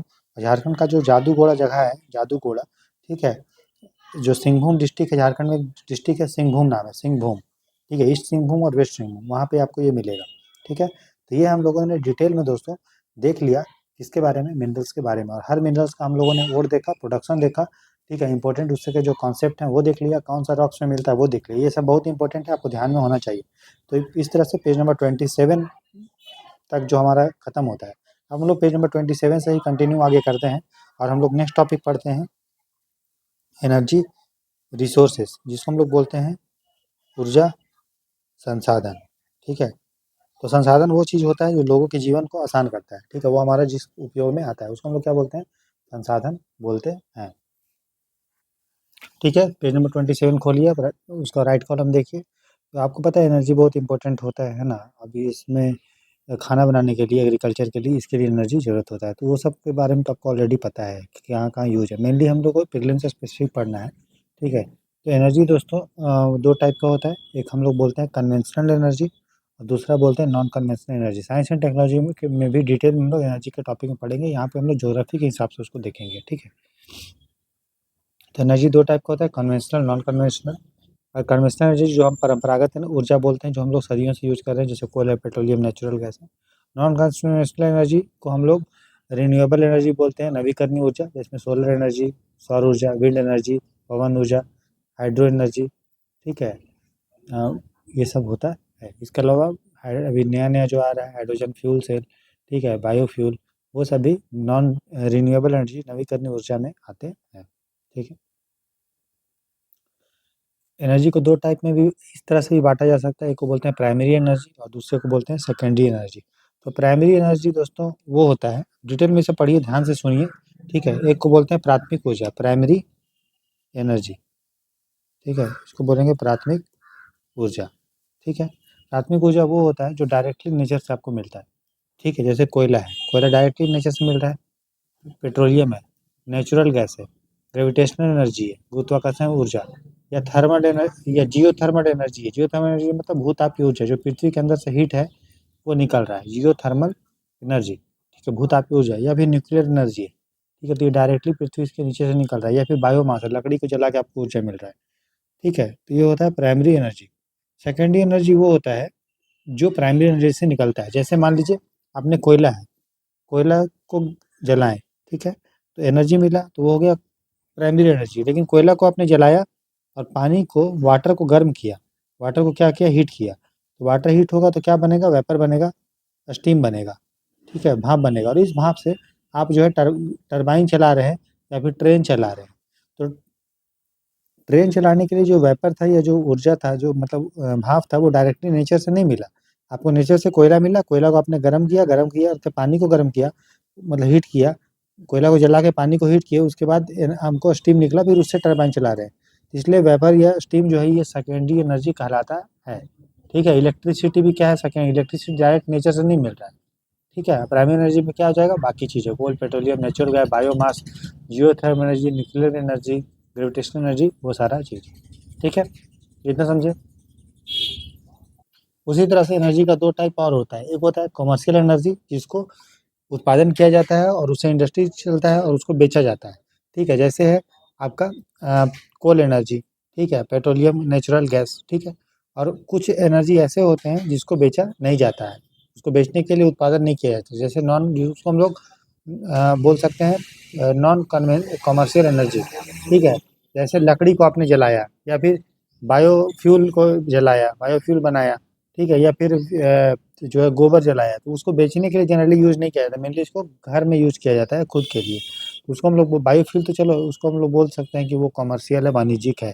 लेकिन जो एग्रीकल्चर का वेस्ट होता है, या फिर जो गोबर है, या फिर फ्यूल जो लकड़ी जला रहे हो, वो सब बेचने के लिए आदमी नहीं यूज़ करता है, वो सब घर में यूज़ करने के लिए करता है, इसलिए उसको नॉन कमर्शियल एनर्जी, गैर वाणिज्यिक ऊर्जा हम लोग बोलते हैं, ठीक है। तो जो रिन्यूएबल एनर्जी होता है, जो रिन्यू होता है, ख़त्म नहीं होता है, जिसमें सोलर आएगा, विंड आएगा, ठीक है ना, हाइड्रो इलेक्ट्रिसिटी आएगा, बायोगैस आएगा, जियोथर्मल एनर्जी आएगा, टाइडल एनर्जी, वेव एनर्जी, ज्वारीय ऊर्जा। तो ये सब ऊर्जा खत्म नहीं होता है, ठीक है। और ये अच्छा इसलिए है क्योंकि ये खत्म नहीं होता, लंबे समय तक हम यूज कर सकते हैं, सदियों में, सालों तक, ठीक है, कभी खत्म नहीं होगा। और प्लस ये कोई भी पॉल्यूशन क्रिएट नहीं करता है, कोई भी ये जलता है तो कोई पोल्यूटेंट जो है कि नहीं छोड़ता है, प्रदूषक नहीं छोड़ता है। इसलिए रिन्यूएबल एनर्जी को सरकार पुश कर रही है, और जो पेरिस क्लाइमेट एग्रीमेंट में और बहुत सारे देश उसको शिफ्ट कर रहे हैं उसमें, कि हम लोग को चलो रिन्यूएबल एनर्जी यूज करना है, नवीकरणीय ऊर्जा यूज करना है। जो अनवीकरणीय ऊर्जा है इसमें नॉन रिन्यूएबल है, इसमें कोल है, पेट्रोलियम है, नेचुरल गैस है, मतलब बेसिकली फॉसिल फ्यूल, वो क्या होता है, लिमिटेड होता है। कोयला हमेशा नहीं रहेगा, कुछ समय बाद खत्म हो जाएगा, और वो जब जलेगा तो पोल्यूशन क्रिएट करेगा। इसीलिए नॉन रिन्यूएबल एनर्जी जो है वो अच्छा चीज़ नहीं है, खराब है, जिसको ट्रेडिशनल एनर्जी भी बोलते हैं, कन्वेंशनल एनर्जी भी बोलते हैं, और जो रिन्यूएबल एनर्जी है, नवीकरणीय ऊर्जा, वो अच्छा चीज़ है। ठीक है, पेज नंबर 28 आप देखिए। ठीक है, तो अगर हम कोयला का बात करेंगे, जो एक तरह का conventional energy, non renewable energy है, तो कोयला एक तरह का मिनरल भी है दोस्तों। ठीक है, और इसका प्रयोग जो है वो किया जाता है पानी को गर्म करके भाप बना के स्टीम चलाने में। ठीक है, स्टीम इंजन में यूज किया जाता है, या फिर उसको जो हम देख सकते हैं। ठीक है, तो इलेक्ट्रिसिटी जनरेटर में कोल का प्रयोग किया जाता है। इसके अलावा आयरन को, जब आयरन का ओर होता है ना, अलग अलग हमने देखा, उसको गर्म करेंगे तभी ना आयरन मिलेगा, तो इसको स्मेल्टिंग बोलते हैं। ठीक है, तो आयरन के स्मेल्टिंग में भी इसका उपयोग किया जाता है। ठीक है, अब देखिए इंडिया में जो कोल मिलता है, ठीक है ना, कोल जो मिलता है वो दो टाइप के रॉक में मिलता है। ठीक है, एक को बोलते हैं गोंडवाना रॉक, जो गोंडवाना, ठीक है, जो आपका कार्बोनिशियस पीरियड में बना था। और एक होता है टर्सरी रॉक, जिसको हम लोग बोलते हैं तृतीयक टाइप का रॉक। ठीक है, तो गोंडवाना रॉक सिस्टम और टर्सरी रॉक सिस्टम, दो टाइप का रॉक में ये हमारे इंडिया में कोल मिलता है। ठीक है, अगर हम बात करेंगे तो 99% जो कोल है, आप ये समझिए, ये आपका गोंडवाना रॉक जो है उसमें मिलता है। मतलब इंडिया का जो कोल है वो गोंडवाना टाइप टाइम का है। ठीक है, मैक्सिमम कोल 99%, और मात्र 1 से 2% जो कोल है वो टर्सरी पीरियड का है, तृतीयक निक्षेप का है। अगर हम देखेंगे भारत जो है, अगर देखें कि इंडिया में कितने नंबर पे हमारा आता है कोयला के उसमें, ठीक है, प्रोडक्शन में, तो लगभग आप समझिए कि अगर हम प्रोडक्शन में देखेंगे तो इंडिया लगभग थर्ड नंबर पे आता है। मतलब आपको इतना समझना है कि इंडिया कोयला के प्रोडक्शन में फर्स्ट पोजीशन और सेकंड पोजीशन पे नहीं है। फर्स्ट पे है चाइना, सेकंड पे कोई और है, अमेरिका है, और थर्ड पे इंडिया है। ठीक, उसी तरह अगर कंज्यूमर में देखेंगे, कंजम्पशन में, उपभोक्ता में, तो इंडिया जो है वो फर्स्ट पे नहीं है, सेकंड पे आता है। अगर रिजर्व देखिएगा भंडार में, तो इंडिया जो है टॉप 5 में आता है, 5वें पोजीशन पे। तो ये आपको ध्यान रखना है। फिर कोल का अगर हम टाइप्स देखेंगे, कोल टाइप्स, तो कोल जो है दोस्तों, कोयला का प्रकार, कोल टाइप्स, वो 4 टाइप का होता है। एंथ्रासाइट फर्स्ट टाइप है, दूसरा है हमारा बिटुमिनस, ठीक है, बिटुमिनस, और तीसरा है लिग्नाइट, और चौथा नंबर पे आता है पीट। तो कोल जो है वो 4 टाइप के होते हैं, कोयला का प्रकार, एंथ्रासाइट, बिटुमिनस, लिग्नाइट और पीट। और ये जो बांटा गया है वो किसके आधार पर बांटा गया है, कि कितना कार्बन है उसके आधार पर। जितना कार्बन होता है उतना कोयला अच्छा होता है, क्योंकि कार्बन एक फ्यूल है, वही जल के आपको एनर्जी देगा। ठीक है ना, तो एंथ्रासाइट में जो कार्बन होता है वो होता है लगभग 80 to 90%। कितना होता है, 80 to 90%। और सबसे अच्छा कोयला जो है वो यही माना जाता है, एंथ्रासाइट। ठीक है, इंडिया में एंथ्रासाइट जो कोयला है वो आपका बहुत कम मिलता है, और इतना कम मिलता है कि उसका प्रोडक्शन जो है वो नहीं हो सकता है, और वो जम्मू कश्मीर के कुछ एरिया में मिलता है। आगे हम देखेंगे। दूसरा है बिटुमिनस कोल, इसमें कार्बन का जो मात्रा होता है लगभग समझिए 50 to 60% होता है। कितना होता है, 50 to 60%। और ये भारत में 80% जो कोयला है, 80% जो कोयला है, ठीक है, वो आपका बिटुमिनस समय का है, या बिटुमिनस टाइप का है। तीसरा कोयला होता है लिग्नाइट, जिसमें आयरन का मात्रा जो है वो 40 to 50% होता है, और पीट में लेस देन 40% होता है। तो ये आपको ध्यान रखना है। ठीक है, पीट जो है वो सबसे बेकार कोयला है, और सबसे अच्छा कोयला जो है वो कौन सा है, एंथ्रासाइट है। लेकिन एंथ्रासाइट इंडिया में बहुत कम मिलता है, बहुत मतलब ना के बराबर मिलता है। और 80% जो कोयला है इंडिया का, वो है आपका कौन सा है, बिटुमिनस कोल है। और सबसे अगर मेन, अगर हम इम्पोर्टेंट एरिया का बात करें जहाँ पे गोंडवाना कोल मिलता है, तो वो है दामोदर वैली।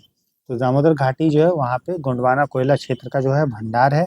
और इसमें आता है झारखंड का आपका रानीगंज, झरिया, बोकारो। आप नोट्स में देखिए पेज नंबर 29 के लेफ्ट साइड में, तो वहाँ पे लिखा हुआ है गोंडवाना कोयला क्षेत्र का इम्पोर्टेंट जो झारखंड बंगाल का एरिया है वो है रानीगंज, जो झारखंड में है, सॉरी राजस्थान, ये है बंगाल में, झरिया, बोकारो, गिरिडीह और कर्णपुरा, ये बंगाल में। तो रानीगंज कहाँ पे है? आपका बंगाल में। तो जो बंगाल और झारखंड का जो जोन है, वहाँ पे आपको गोंडवाना कोयला का भंडार मिलता है। इसके अलावा और भी जो इम्पोर्टेंट कोयला का एरिया है वो है आपका यूपी और एमपी का सिंगरौली, ठीक है। कोरबा, छत्तीसगढ़ का कोरबा एरिया, ठीक है। कोरबा में सबसे मोटा जो है कोयला का वो है, मतलब लेयर है, परत है कोयला का, ठीक है, कोरबा में।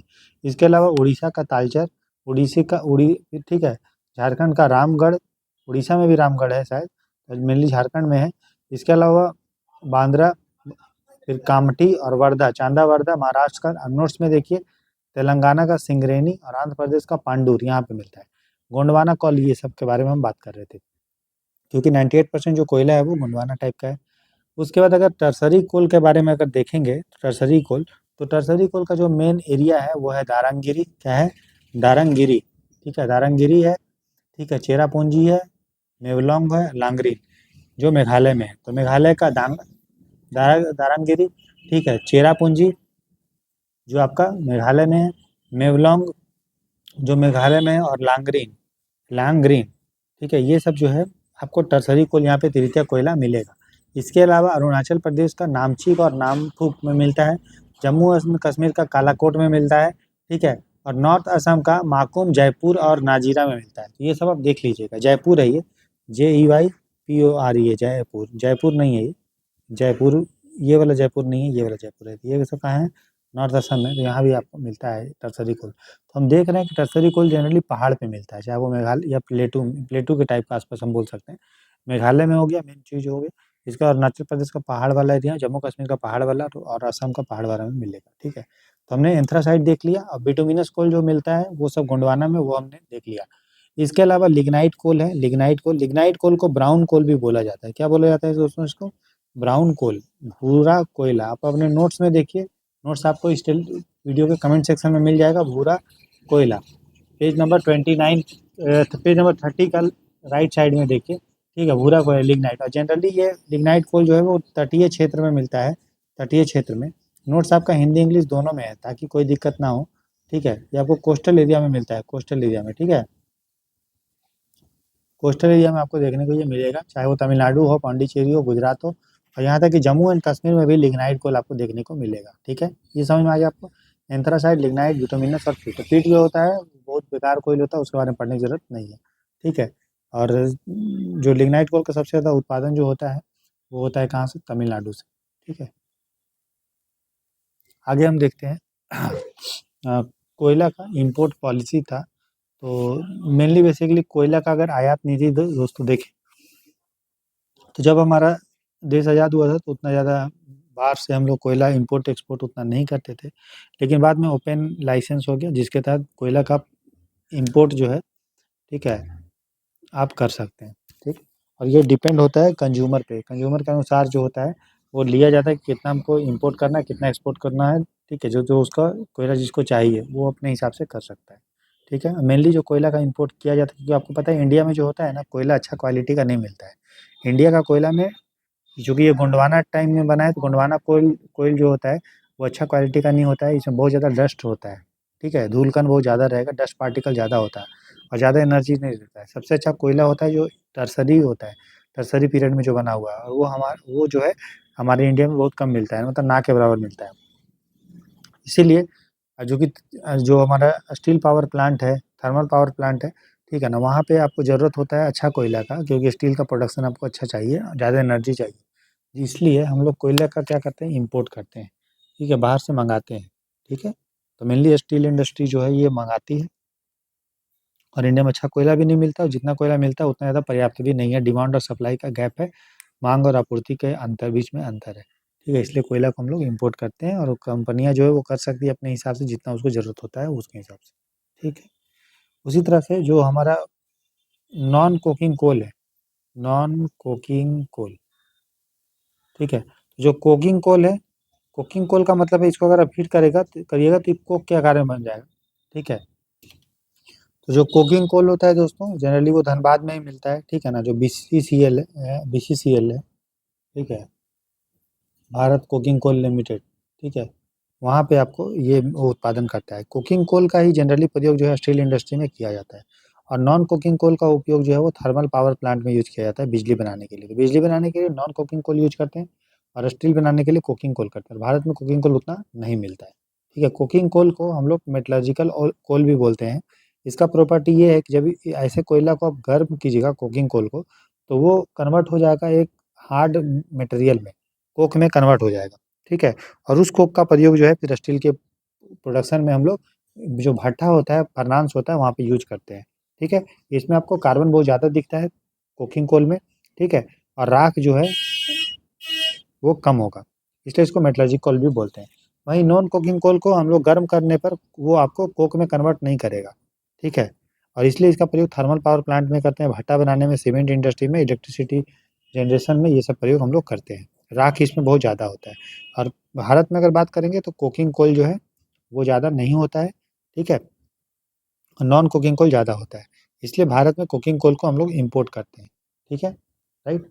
तो कोकिंग कोल समझ में आ गया, ऐसा कोयला जिसको गर्म करने पे वो कोक बन जाता है, और उसका स्टील पावर प्लांट में यूज करते हैं, तो वैसे कोल को कुकिंग कोल बोलते हैं, ठीक है। और जो कोयला कुकिंग कोल नहीं होगा उसको हम लोग नॉन कुकिंग कोल बोलेंगे। तो कुकिंग कोल अच्छा होता है, स्टील पावर प्लांट में यूज होता है, लेकिन भारत में का मैक्सिमम कोयला जो है कुकिंग कोल नहीं देता है उसको गर्म करने पे, इसलिए हम लोग इम्पोर्ट करते हैं, ठीक है। हो गया, समझ में आ गया आपको। और नॉन कुकिंग कोल का प्रयोग सीमेंट इंडस्ट्री में, ठीक है, उसके बिजली जनरेशन में, ठीक है, वहाँ पे करते हैं हम लोग, ठीक।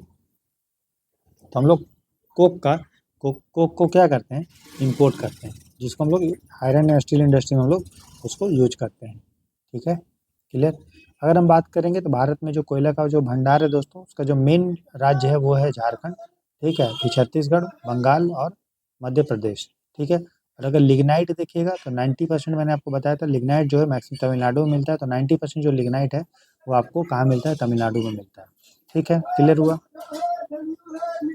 पेज नंबर आप देखिए 30 हिंदी वाला, ठीक है। और अगर इंग्लिश वाला की बात करेंगे तो उसका पेज नंबर आप निकालिए, दोनों में कंटेंट सेम है, बस पेज का थोड़ा डिफरेंट है, ठीक है। उसका पेज नंबर आप निकालेंगे 27, ठीक है, 27 निकालिए, ठीक है, वहाँ पे आपको दिख जाएगा। चलो, तो हिंदी का पेज नंबर 30 और इंग्लिश का पेज नंबर 27, ठीक है। अब नोट्स बहुत ही अच्छा बनाया गया, आप लोग इसको मल्टीपल टाइम रिवाइज कीजिए दोस्तों, पढ़िए साथ साथ, आपको बहुत मज़ा आएगा, और एग्जाम निकालना आसान हो जाएगा, ठीक है, और आसानी से पेपर निकल जाएगा क्योंकि नोट्स को बहुत अच्छे से बनाया गया है, ठीक है। तो हमने देखा कि यूज के आधार पे कोल दो टाइप का हुआ, cooking coal, non cooking coal, और बनने के आधार पे कब उसका ओरिजिन हुआ वो दो टाइप का हुआ, गोंडवाना कोल एंड टर्सरी कोल। तो कोयला बनता कैसे है, कोई भी कोल जो है, कोल कैसे इसका ओरिजिन होता है, ओरिजिन हम बोले या फिर हम बोले इसका उत्पत्ति, कोयला बनता कैसे है। बहुत समय साल पहले जो है, जो लकड़ी वकड़ी था, कार्बनिक पदार्थ जो होता है वो क्या होता है, सड़ गल जाता है, और पानी उनी के नीचे या ऐसे करके पेड़ के नीचे दब गया, दबने के कारण वो अलग ऊपर से और भी पेड़ पौधा उस पे गया, उसके कारण वो क्या हुआ, उसका हीट बढ़ा तो उसके कारण क्या हुआ, प्रेशर भी बढ़ा, और उसके कारण वो कन्वर्ट हो गया कोल में।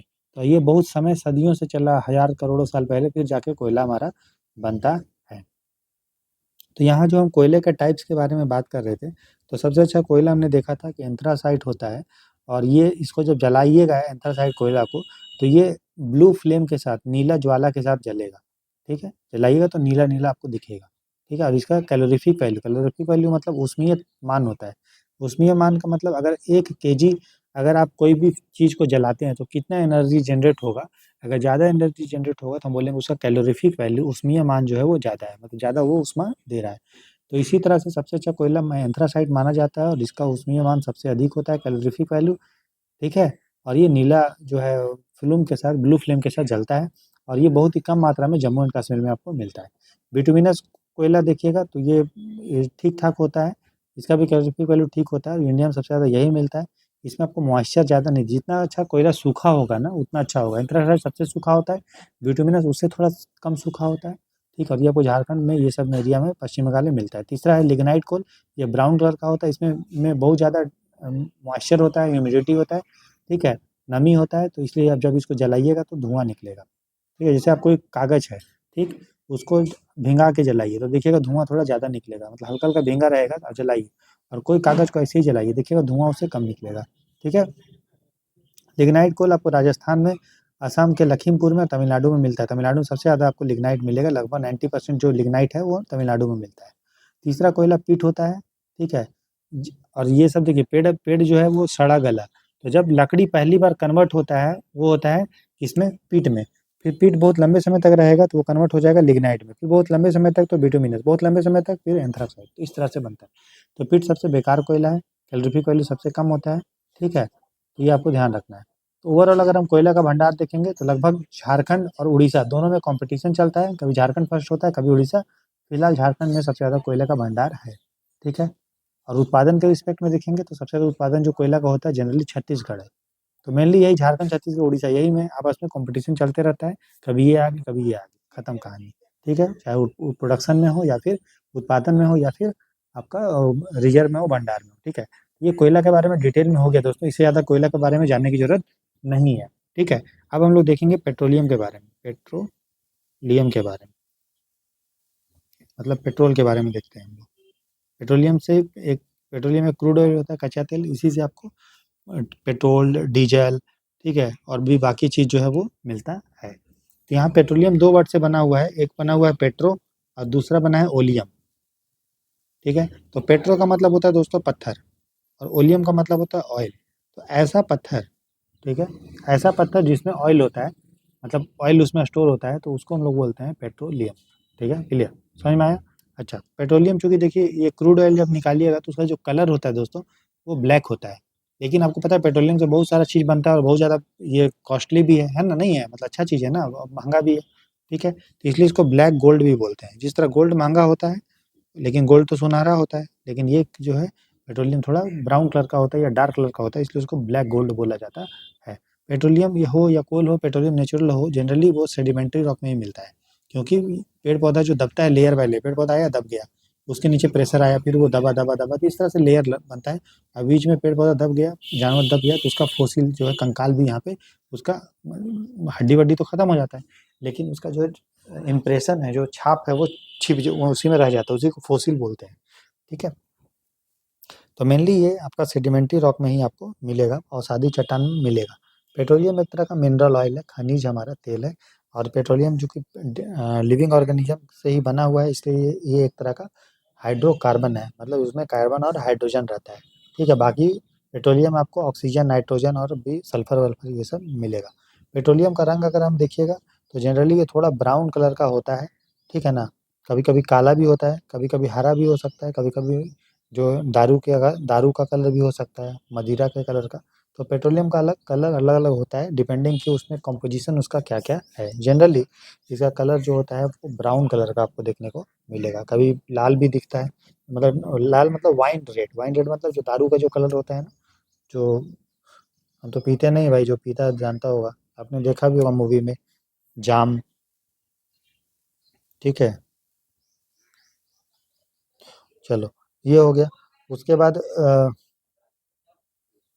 ठीक है दोस्तों, समझ में आ गया। उसके बाद जो है आपको लिखा हुआ है कि पेट्रोलियम, आप नोट्स देखिए पेज नंबर 31 में, ठीक है, कि कहाँ कहाँ पे मिल रहा है, ठीक है, किस एरिया में ज़्यादा मिलता है, तो वो सब देख लीजिएगा, बहुत आसान, आपको आसानी से समझ में आ जाएगा, कोई दिक्कत नहीं होगा, ठीक है। एक मेन मेन जो पेट्रोलियम का भंडार कहाँ पे है, ठीक है, मुंबई है, खंबात खाड़ी असम हो गया, ब्रह्मपुत्र में हो गया, ठीक है, बाड़मेर क्षेत्र राजस्थान का हो गया, तो ये सब अच्छे से पढ़ लीजिएगा। फिर असम में 3 जो है तेल का भंडार है, सबसे पुराना तेल कहीं से अगर हो रहा है तो वो है आसाम का, और डिगबोई, नहरकटिया, है ना, मोरेन, उगरी जान, ये सब लिखा हुआ है। रिफाइनरी अगर बात करेंगे, डिगबोई है, गुवाहाटी है, बोंगाईगाँव है, बरौनी है, ये सब देखिए नोट्स में ऊपर लिखा हुआ है।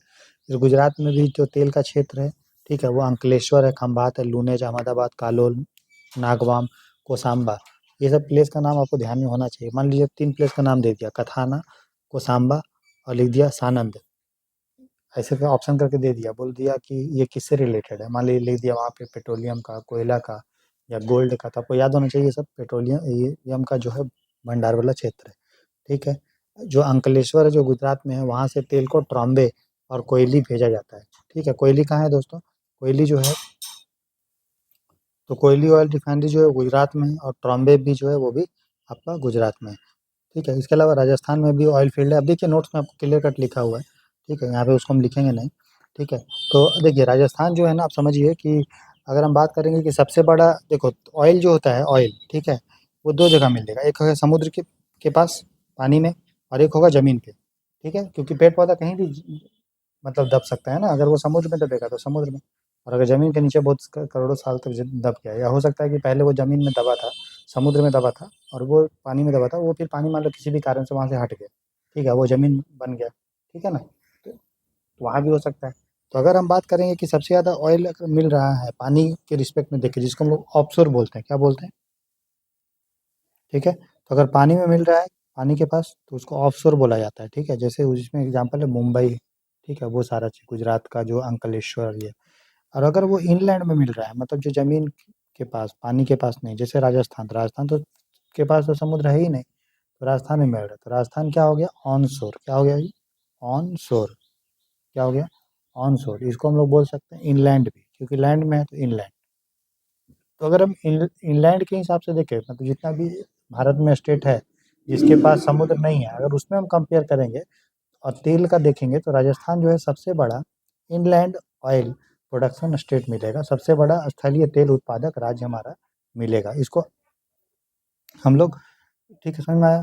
और अगर हम ऑफ शोर देखेंगे, ऑफ शोर मतलब जिसको इंग्लिश में बोलेंगे, हिंदी में बोलेंगे अपतटीय, अपतटीय, ठीक है, ऑफ शोर। तो इसमें फिर आ जाएगा बॉम्बे हाई बेसिन और अलीबेट करके नाम से जगह आ जाएगा, जो वेस्टर्न घाट पे है, ठीक है? ये नोट्स में देखिए, आपको क्लियर कट दिखेगा, पेज नंबर 33 में देखिए आप, ठीक है? 31 में, सॉरी 32 में देखिए, 32 में राइट साइड देखिए, और लेफ्ट साइड भी थोड़ा सा लिखा हुआ है, ठीक है? इसके अलावा ईस्टर्न जो हमारा कोस्ट है ना, अलीबेट कहाँ है? अलीबेट जो है वो गुजरात के आसपास है, गल्फ ऑफ खम्भात में है। मुंबई है तो आपको पता है, ठीक है? फिर गोदावरी, कृष्णा, कावेरी में भी, उसके डेल्टा में भी आपको ये मिलेगा, ठीक है? क्लियर है? तो अगर हम भारत में देखेंगे कि पेट्रोलियम जो उत्पादन होता है, तो ऑफशोर ज़्यादा है कि ऑनशोर? लैंड पे ज़्यादा मिल रहा है या फिर अपतटीय? तो ऑफशोर ज़्यादा है, ठीक है? लगभग भारत में 50% जो पेट्रोलियम है वो ऑफशोर, मतलब समुद्र से निकाला जाता है, और राजस्थान में भी कम नहीं है दोस्तों, राजस्थान में भी लगभग 20% पेट्रोलियम निकलता है, समझिए, ठीक है? तो फिर उसके बाद पेट्रोलियम जब हम निकालते हैं तो कच्चा तेल है, उसके बाद उससे बहुत बहुत सारा चीज़ बनता है। तो पेज नंबर 32 में पूरा लिस्ट दिया हुआ है, आप देख लीजिए, ठीक है? इससे केरोसिन मिलेगा, डीजल, पेट्रोल, ठीक है? जो एविएशन फ्यूल है, जो विमान जिससे उड़ता है उसमें, फिर आर्टिफिशियल रबड़, रबड़, कृत्रिम रेशा, ठीक है? Artificial fibre, thermoplastic, polyester, detergent, ठीक है? उसका सुगंधित जो तत्व होता है, परफ्यूम, गैसोलीन, फिर रंजक जो पिगमेंट होता है, फिर एक्सप्लोसिव, ठीक है? ये सब, या फिर जो फोटोग्राफी के लिए फिल्म यूज होता है ना? फिर उसके बाद जो आप लगाते हैं चेहरे पे, चाहे वो वैसलीन हो या बहुत सारा क्रीम, वो उसमें सब आप देखेंगे पेट्रोलियम से ही बनता है, इसलिए ये सब यूज नहीं करना चाहिए, क्योंकि ये देखिए पेट्रोलियम से तो ही तो बना है। तो इसलिए फेस पे नेचुरल चीज़ लगाना चाहिए, है ना? या फिर आप लगाएं तो अच्छी कंपनी का लगाएं, नहीं तो मत लगाइए, ठीक है? सिंपल बेसन से धो लीजिए, है ना? या फिर जो है मुल्तानी मिट्टी होता है, ठीक है? चावल का लोग पेस्ट बना के भी लगाते हैं फेस पे, ठीक है? गुलाब जल लगा सकते हैं, ठीक है? तो ये सारा चीज़ है, और लेकिन उसके लिए नहाना होगा डेली, ये नहीं कि खाली लगा रहे हैं ऊपर ऊपर ठीक है? उसके बाद मोम जो होता है दोस्तों, मोम आप समझते हैं, मोमबत्ती में यूज जो होता है, पैराफिन जो होता है कैंडल, ये सब में, तो वो सब भी यूज होता है हमारा, ठीक है? पैराफिन ये सब में यूज ज़्यादा होता है शायद, मेरे हिसाब से परफ्यूम ये सब में आप देखे भी होंगे, पैराफिन उसमें यूज होता है, ठीक है? तो ये हो गया, तो हमने कोयला के बारे में देख लिया, पेट्रोलियम के बारे में देख लिया, अब हम लोग नेचुरल गैस के बारे में देखते हैं, ठीक है? इसको हम बताएंगे नहीं, क्योंकि ये सिंपल सिंपल नोट्स में लिखा हुआ है, एक बार रीड कर लीजिए। तो नेचुरल गैस मेनली दोस्तों, इसमें मीथेन होता है, ये मेनली मीथेन, मतलब नेचुरल गैस में सबसे ज़्यादा होता है मीथेन। मीथेन इसको हम लोग प्राकृतिक गैस भी बोलते हैं, नेचुरल गैस को, और मीथेन इसका मेन होता है। इसके अलावा इसमें प्रोपेन, ब्यूटेन, नोट्स में देखिए आप, हेक्सेन, पेंटेन, ये सब भी मिलेगा। प्रोपेन, ब्यूटेन, पेंटेन और हेक्सेन। अगर हम देखेंगे कि नेचुरल गैस सबसे ज़्यादा कहाँ मिलता है, देखिए आपको कन्फ्यूज आप हो रहे होंगे, यार कोयला, पेट्रोलियम, नेचुरल गैस दोनों में क्या डिफरेंस है? देखो, कोयला जो होता है वो तब बनता है जब वो पेड़ पौधा दबा है, ठीक है? लेकिन वहाँ पे जहाँ पे दबा है वहाँ पे पानी बहुत कम है, तब बनेगा कोयला, ठीक है? और अगर पेड़ पौधा, पशु पक्षी वहाँ पे दब गया जहाँ पे पानी था, ठीक है, तब बन जाएगा पेट्रोलियम और नेचुरल गैस, ठीक है? याद रहेगा। तो हम लोग पेट्रोलियम के बारे में पढ़ लिए, अब नेचुरल गैस के बारे में पढ़ते हैं। नेचुरल गैस गैस है, पेट्रोलियम लिक्विड है, सिंपल है। तो जहाँ जहाँ जनरली पेट्रोलियम निकलता है वहाँ पे नेचुरल गैस भी निकलता है दोस्तों, ठीक है। ठीक, तो ये मेनली आपको जिस तरह से सबसे ज़्यादा पेट्रोलियम कहाँ पे मिला था, कोस्टल एरिया में, है ना, ऑफशोर में। उसी तरह से नेचुरल गैस भी लगभग 70% आपको मिलेगा कोस्टल एरिया में। इसके अलावा असम, गुजरात, त्रिपुरा, राजस्थान, तमिलनाडु में भी मिलता है। अगर हम पेट्रोलियम और नेचुरल गैस का को पढ़ें कि क्या कौन सा अच्छा है, कौन सा अच्छा नहीं है, तो आपको बस देखिए, अगर हम बात करेंगे कि पेट्रोलियम गैस और पेट्रोलियम में, तो पेट्रोलियम जो गैस होता है, ठीक है, वो जब जलता है तो पोल्यूशन उतना नहीं करेगा। जैसे कि आप कोयला जलाइए और आप हमारे घर पे जो गैस वो जला रहे हैं, ठीक है, गैस सिलेंडर, वो एलपीजी है, एक तरह का समझिए गैस ही है। तो गैस जो जलाते हैं उससे ज़्यादा पोल्यूशन होता है। देखिए, कोई अगर सॉलिड चीज़ जलाइएगा पोल्यूशन बहुत ज़्यादा होगा, लिक्विड जलाइएगा कम होगा, गैस जलाइएगा उतना कम होगा, ठीक है। तो नेचुरल गैस चूँकि गैस है, प्राकृतिक गैस, तो इसलिए पोल्यूशन कम होता है, ठीक है। लेकिन दिक्कत ये है कि गैस जो है उसको स्टोर करना डिफ़िकल्ट होता है। उसको अगर पाइपलाइन से भेजेंगे तो उसका पाइपलाइन आपको पाइप बिछाना पड़ेगा, पाइप के अंदर ही गैस भेजिएगा ना। लेकिन अगर आपको पेट्रोल भी डीज़ल भेजना है, तो वो लिक्विड है तो उसको कंटेनर में डाल के भेजा जा सकता है। लेकिन गैस को कंटेनर में डाल के भेजेंगे तो बहुत ही कम जाएगा वो, ठीक है। और प्लस उसको एक्सप्लोजन, विस्फोट होने का चांस होता है, क्योंकि बहुत ज़्यादा फ्लेमेबल होता है, ज्वलनशील होता है, ठीक है। और अगर आप पाइपलाइन बिछा के भेज रहे हैं, तो आप अगर मान लीजिए यहाँ पे आपको भेजना है, तो यहाँ तक पाइपलाइन बिछाएँ, ठीक है। अब यहाँ भेजना है, तो फिर नया पाइपलाइन आपको यहाँ पे जोड़ना पड़ेगा, ठीक है। और पाइपलाइन जब बिछाइएगा, तो हो सकता है कि यहाँ पे आप उसको जॉइंट करेंगे इस पाइपलाइन को, तो उसका लीक होने का भी चांस है, रिसाव भी होने का चांस है। और रिसाव होता है, तो मुश्किल है उसको पता लगाना। समझ में आ रहा है? इसलिए पेट्रोलियम से अच्छा तो है नेचुरल गैस, अगर एनवायरनमेंट के हिसाब से देखें, या फिर उसको हम बाकी भी चीज़ के हिसाब से देखें। लेकिन रख-रखाव के हिसाब से, निर्माण के हिसाब से अगर देखेंगे, तो डिफ़िकल्ट हो जाता है, ठीक है?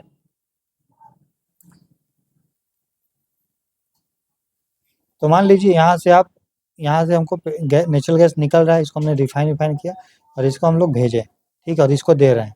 और इसको मान लो डिमांड नहीं है, अभी नहीं चाहिए, तो क्या इसको पाइपलाइन में भरने रह देंगे? नहीं, क्योंकि ये फिर लीक होने का चांस है, ब्लास्ट होने का चांस है। तो जितना डिमांड होता है उतना हम यहाँ से सप्लाई करते हैं। मान लीजिए इसको डिमांड नहीं है, तो यहाँ पे जो भी गैस भरा हुआ है उसको हम लोग निकाल के जला देते हैं, नहीं तो वो ब्लास्ट कर जाएगा, ठीक है। तो यदि उसको मार्केट नहीं मिलता है, या फिर बायर नहीं मिलता है, क्रेता नहीं मिलता है, तो उसको गैस को जला दिया जाता है, जिसको हम लोग फ्लेयरिंग बोलते हैं। क्या बोलते हैं उस प्रोसेस को? फ्लेयरिंग। फ्लेयरिंग का मतलब होता है जलाना, चमक, ठीक है ना। तो अगर भारत में हम लोग ऑयल रिफाइनरी देखेंगे, तो भारत में एक टेबल यहाँ पे दिया हुआ है, आप देख लीजिएगा। सबसे पुराना जो है वो है आपका डिगबोई, ठीक है, जो आईओसी मतलब इंडियन ऑयल का है, आसाम में। इसके अलावा बहुत सारा है, आप ये लिस्ट एक बार देख लीजिएगा। बस ये नहीं देखना है कि कब बना था। डिगबोई सबसे पुराना है। और ट्रॉम्बे देखिएगा, गुजरात में है, सॉरी महाराष्ट्र में है, ठीक है, ट्रॉम्बे। तो ये सब जो है वो कब बना था वो इम्पोर्टेंट नहीं, बस कहाँ है। जैसे डिगबोई असम में है, ट्रॉम्बे महाराष्ट्र में, विशाखापट्टनम तो पता है आंध्र प्रदेश में, नूनमती या गुवाहाटी में है, बरौनी बिहार में है, कोयली गुजरात में है, कोचीन केरला में है, मनाली तमिलनाडु में है। ये बहुत इंपॉर्टेंट है। मनाली जो है वो वाला हिल स्टेशन नहीं बोल रहे हैं, मनाली जो रिफाइनरी है, तेल का जो हमारा शोधन रिफाइनरी है ना, तंत्र जो है, ठीक है, परिशोधन जो हमारी यूनिट, वो जो है मनाली, वो कहाँ पे है? तमिलनाडु में है, ठीक है। इसके अलावा कोयली गुजरात में मैंने बता दी, हल्दिया पश्चिम बंगाल में, बोंगाईगांव असम में है, चेन्नई तो पता है तमिलनाडु, नागपट्टिनम तमिलनाडु में है, मथुरा यूपी, मैंगलोर कर्नाटक। अब लिस्ट देखिए, पानीपत जो है वो हरियाणा, नुमालीगढ़ असम, जामनगर गुजरात, ठीक है, तातीपाका आंध्र प्रदेश, वडिनार, ठीक है, वडिनार कहाँ पे? गुजरात में, भटिंडा पंजाब, बीना एमपी, पारादीप उड़ीसा। ये आपको बहुत इंपॉर्टेंट है, ध्यान रखिएगा, याद करिएगा, ठीक है। उसके बाद आगे आप देखिए, लिखा हुआ है भारत में कहाँ-कहाँ थर्मल एनर्जी जनरेट होता है। थर्मल एनर्जी का मतलब आप किसी चीज़ को गर्म कर रहे हैं, किसी चीज़ मतलब पानी को गर्म कर रहे हैं, ठीक है? और फिर उस पानी से भाप बन रहा है, फिर उससे आप टरबाइन चला रहे हैं और फिर एनर्जी जनरेट कर रहे हैं, ठीक है? क्लियर है? तो इसके बारे में दोस्तों हम इसको छोड़ रहे हैं आप पे, ठीक है? आप इसको एक बार होमवर्क में सेल्फ स्टडी में रखिएगा, इसमें ज़्यादा कुछ नहीं है, आपको आसानी से समझ में आ जाएगा, फैक्चुअल है, जितना समझाने का चीज़ था हमने आपको बता दिया, ठीक है? इसको एक बार अच्छे से आप रीड करिएगा। ठीक है, आपको आसानी से समझ में आ जाएगा। इसमें न्यूक्लियर एनर्जी भी कहाँ-कहाँ यूज़ है, कहाँ-कहाँ है प्लांट है, वो प्लेस दिया हुआ है। ठीक है, तो हिंदी मीडियम के लिए पेज नंबर आप जो है 37 तक देख लीजिएगा, पूरा अच्छे से आपको समझ में आ जाएगा, ठीक है। और इंग्लिश मीडियम वाले जो है पेज नंबर आप कंटिन्यू करिएगा, और कहाँ तक आपको कंप्लीट करना है, आपको जो कंप्लीट करना है वो पेज नंबर 35 तक। तो हिंदी मीडियम वाले पेज नंबर 37 तक कंप्लीट कर लीजिएगा, ठीक है। और पेज नंबर और इंग्लिश मीडियम वाले पेज नंबर 35 तक कंप्लीट कर लेंगे। तो इस तरह से आपका एनर्जी का टॉपिक जो है जो है ख़त्म हो जाएगा, ठीक है, पूरा अच्छे से, ठीक है। इससे बाहर पढ़ने का ज़रूरत नहीं है, क्योंकि आपका नोट्स बहुत ही अच्छे से सलीके से बहुत मेहनत से आपको बनाया गया, आप खुद ही देख रहे होंगे, ठीक है। और जो इंग्लिश मीडियम वाले हैं वो पेज नंबर 35 पर देख लेंगे। कल क्लास जो हम लेंगे उसमें हम लोग एग्रीकल्चर के टॉपिक को पढ़ेंगे प्रीलिम्स के हिसाब से, ठीक है। चलिए, तो जो लोग नोट्स को जिनके पास नहीं है, ठीक है, वो सारे सब्जेक्ट्स का, ठीक है, नोट्स पूरा एक साथ ले सकते हैं, ठीक है। और उसी नोट्स को आपको बार बार पढ़ना है, आपको आसानी से चीज़ें समझ में आ जाएगा और कोई भी दिक्कत नहीं होगा। नोट्स लेने के लिए इस वीडियो के कमेंट सेक्शन में हमने एक वीडियो बनाया, आप देख लीजिएगा। बस उसमें मैं यूपीआई आईडी के बारे में बता दे रहा हूँ। आपके पास 2 यूपीआई आईडी है, ठीक है। एक है आपका KHUSHBU252@ICICI, ठीक है, KHUSHBU252@ICICI। और एक है आपका UPSCTOTO@AXL। दोनों यूपीआई आईडी में से किसी में भी आप पेमेंट कर सकते हैं। आपको कोई डाउट है पेमेंट को लेके नहीं हो रहा है, तो आप टेलीग्राम पे हमको इस नंबर पे मैसेज कर सकते हैं 9990712641, ठीक है। कोई भी डाउट है पेमेंट को लेके तो आप इस पे मैसेज कर सकते हैं। बाकी नोट्स मैंने आपको कल दिखा दिया था, और नोट हम जिस तरह से आपको पढ़ा रहे हैं वो नोट सही पढ़ा रहे हैं, इसके अलावा कोई भी इतर नहीं पढ़ा रहे। तो सारा चीज़ आपके नोट्स में इंक्लूडेड है, मात्र 499 रुपीज़ का है।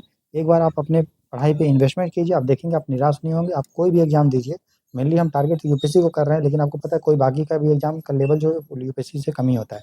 बस उसमें उस स्टेट का स्पेसिफिक आपको पढ़ना होता है। जैसे आप यूपी का एग्ज़ाम देंगे तो यूपी का geography, history, polity, economy, current आपको देखना पड़ेगा अलग से। बाकी इंडिया लेवल का जो जितने भी क्वेश्चंस आते हैं कोई भी एग्ज़ाम में, वो ये नोट्स के द्वारा आपका बन जाएगा। मैं ये नहीं बोल रहा कि 100% आप सॉल्व कर देंगे, जितने भी क्वेश्चन आएँगे 100% सब सॉल्व हो जाएगा। लेकिन हाँ, इतना सॉल्व हो जाएगा कि आप एग्ज़ाम में फेल नहीं होंगे, पास हो जाएँगे, ठीक है। और हम लोग का मकसद प्रीलिम्स के एग्ज़ाम में दोस्तों टॉप करना नहीं है, ठीक है ना, क्योंकि इसका जो मार्क्स है वो आपका मेंस में नहीं जुड़ता है, लेकिन कट ऑफ आसानी से आपका निकल जाएगा। और मात्र आपका 499 रुपीज़ है। एक बार आप इसमें इन्वेस्टमेंट करें, आप देखें आपको अच्छा लगेगा और आपको मज़ा आएगा। चलिए, हम लोग कल मिलते हैं। अब धीरे-धीरे क्लास का अपडेट देख रहे हैं, ड्यूरेशन हम थोड़ा लंबा कर रहे हैं। गॉड ब्लेस यू दोस्तों, good night, take care, bye bye.